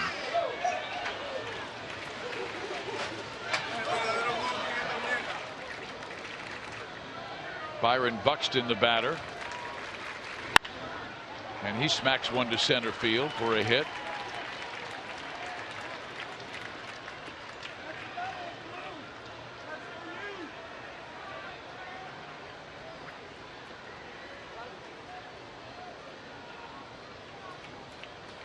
So Franklin, who had pitched so well all year long, serves up a go-ahead home run. That was only the second home run he has allowed all season long.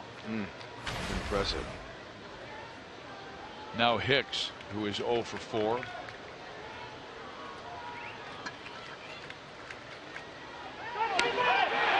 And Morales picks off. No balked. Oh my. I just saw him raise his right arm, and I thought it was for the out call, but it was for the balk call. So Buxton now moves into scoring position at second base. And this is the second time that Morales has been called for the balk.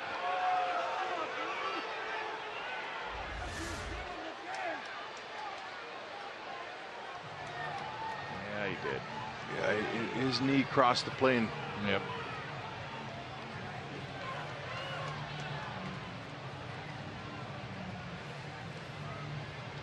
Yep. You have to make an intentional step home, and if you cross the rubber with your knee or your foot, it deceives the runner.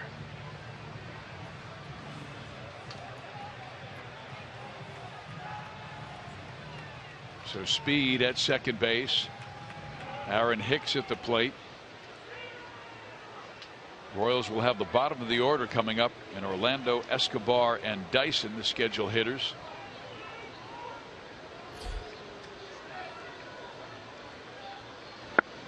Ball 1.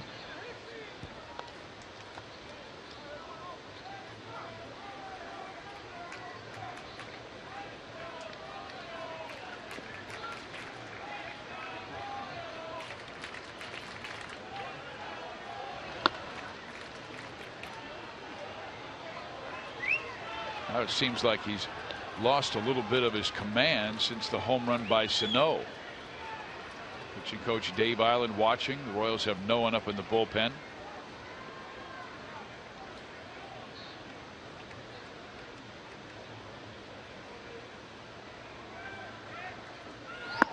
Ball down. 2-0 misses. Now it's 3-0. You've got Dozier waiting on deck.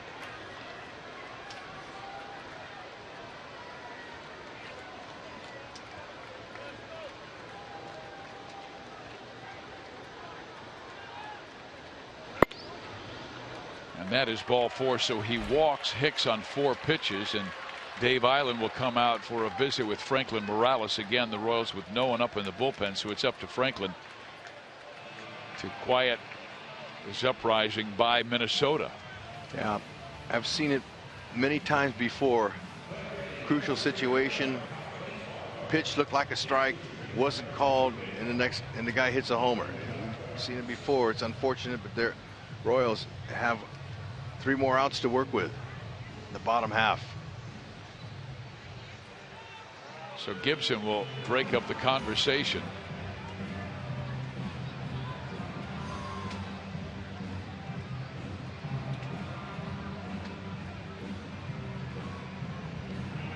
I was wanting to see if Dave would have anything to say, and Morales might have something to say to Gibson about the strike that he didn't get called. Also about the balk move.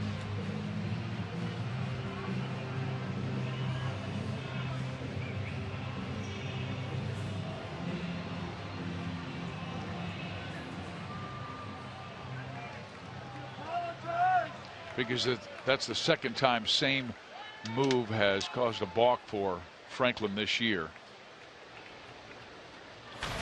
Brian Dozier, the batter. He's 1 for 4. Dangerous hitter, 70 RBIs this season.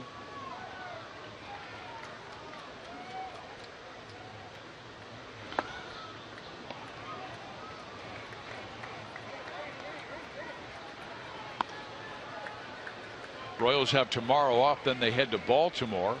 Friday, Saturday, and Sunday starters will be Duffy, Cueto, and Ventura.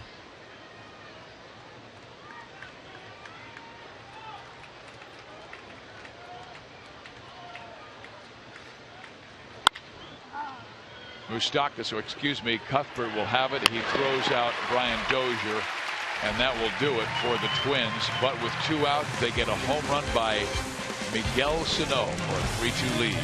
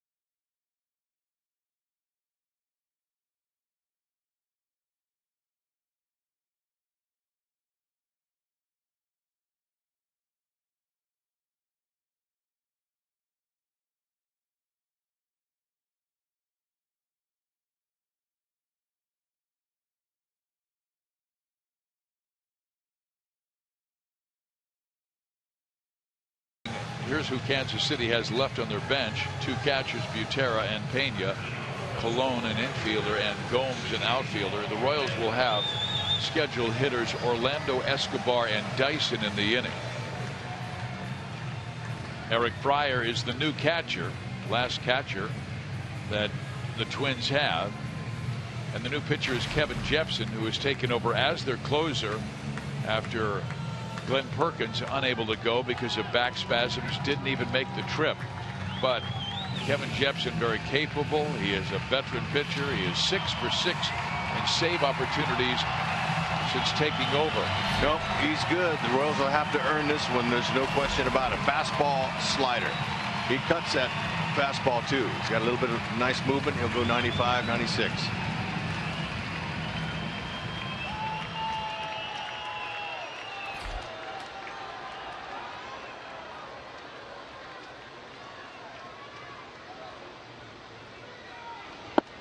Paulo Orlando takes strike one.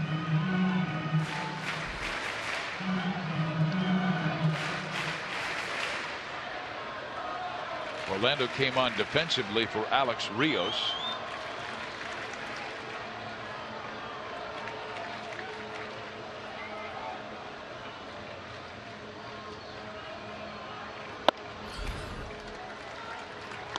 One and one. Twins playing some good baseball of late. They continue to press. They are 12-6 in their last 18 games and have won 4 of their last 5 series. The only series they did not win in that stretch was their last one at Houston, losing 2 of 3. Now to play. Orlando hitting .324 in close and late situations, and he certainly is one of those. And Chris Young starting to warm up for Kansas City just in case. Yeah, Paulo got a good pitch there. That ball was over the middle of the plate and down, and just missed it.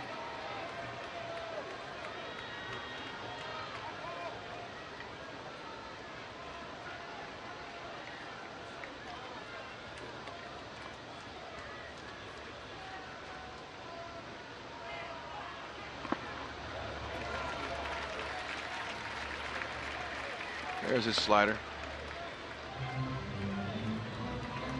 Houston, meantime, with a 7-1 lead on the Oakland Athletics. Houston trying to continue with the lead in the American League West. They started tonight with just a 1-game lead over the Texas Rangers. Toronto lost badly at Fenway Park, 10-4.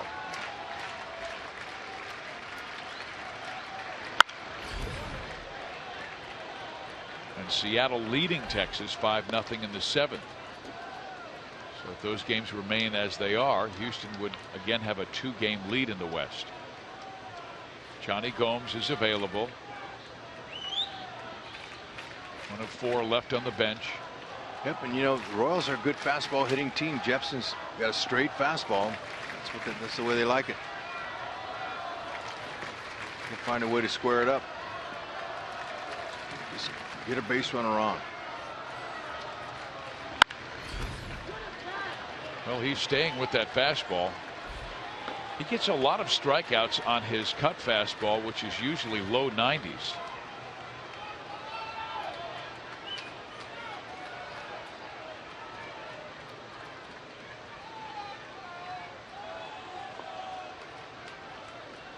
Now 31 years of age. Born, raised in Anaheim. Came up with the Angels.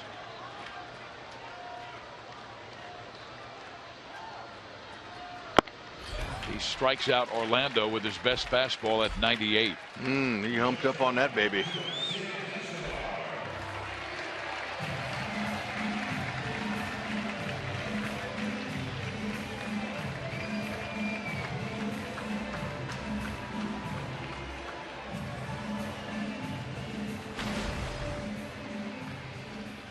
Escobar tonight singled his first time up. Since then has flied to center, struck out, and also flied to center field. That was facing Brian Dunsing last time up. Now he'll face the right-hander Jepsen. And there is strike one. And I forgot, Rex, the interesting story about Kevin Jepsen. He was signed by Bert Blyleven's son Todd, who was the scout for the Angels at the time. Todd Blyleven, who at one time was in pro baseball. Escobar went. So the count will be 0-2.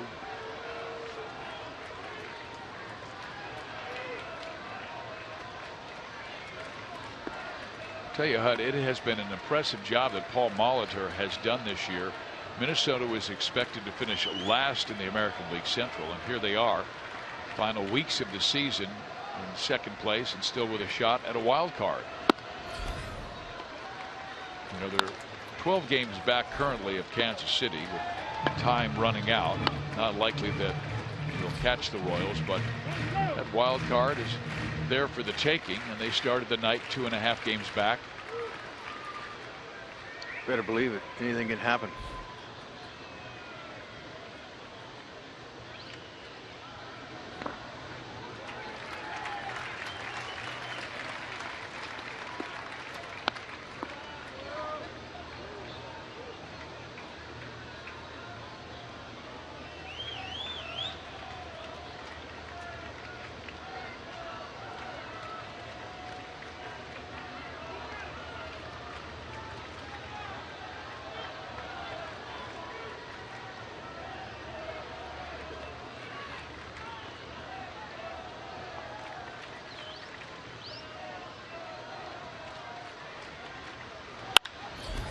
Escobar to right field, but playable for Aaron Hicks, and they're now 2 out.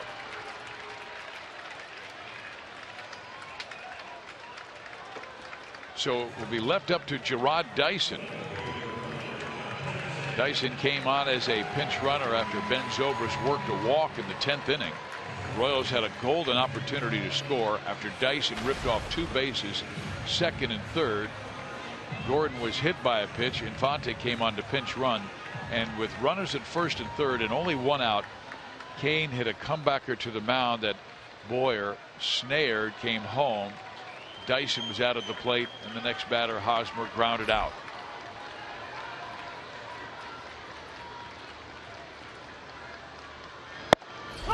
Strike 1.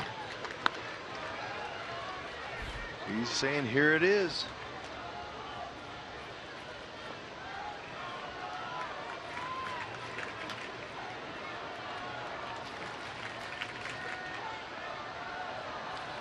Slider coming.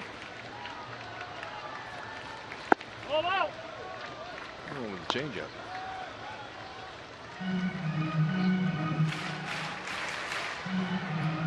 Three 3-2 in the 12th. Miguel Sano with a home run with 2 out in the 12th inning.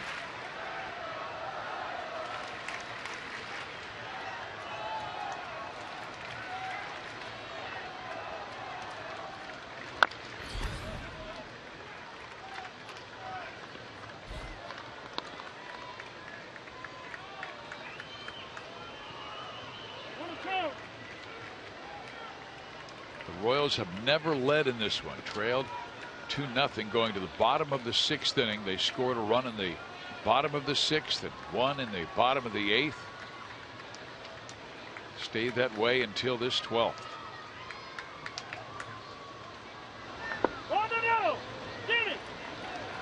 They appeal, but Gerard did not go, and the count will even at 2 balls, 2 strikes.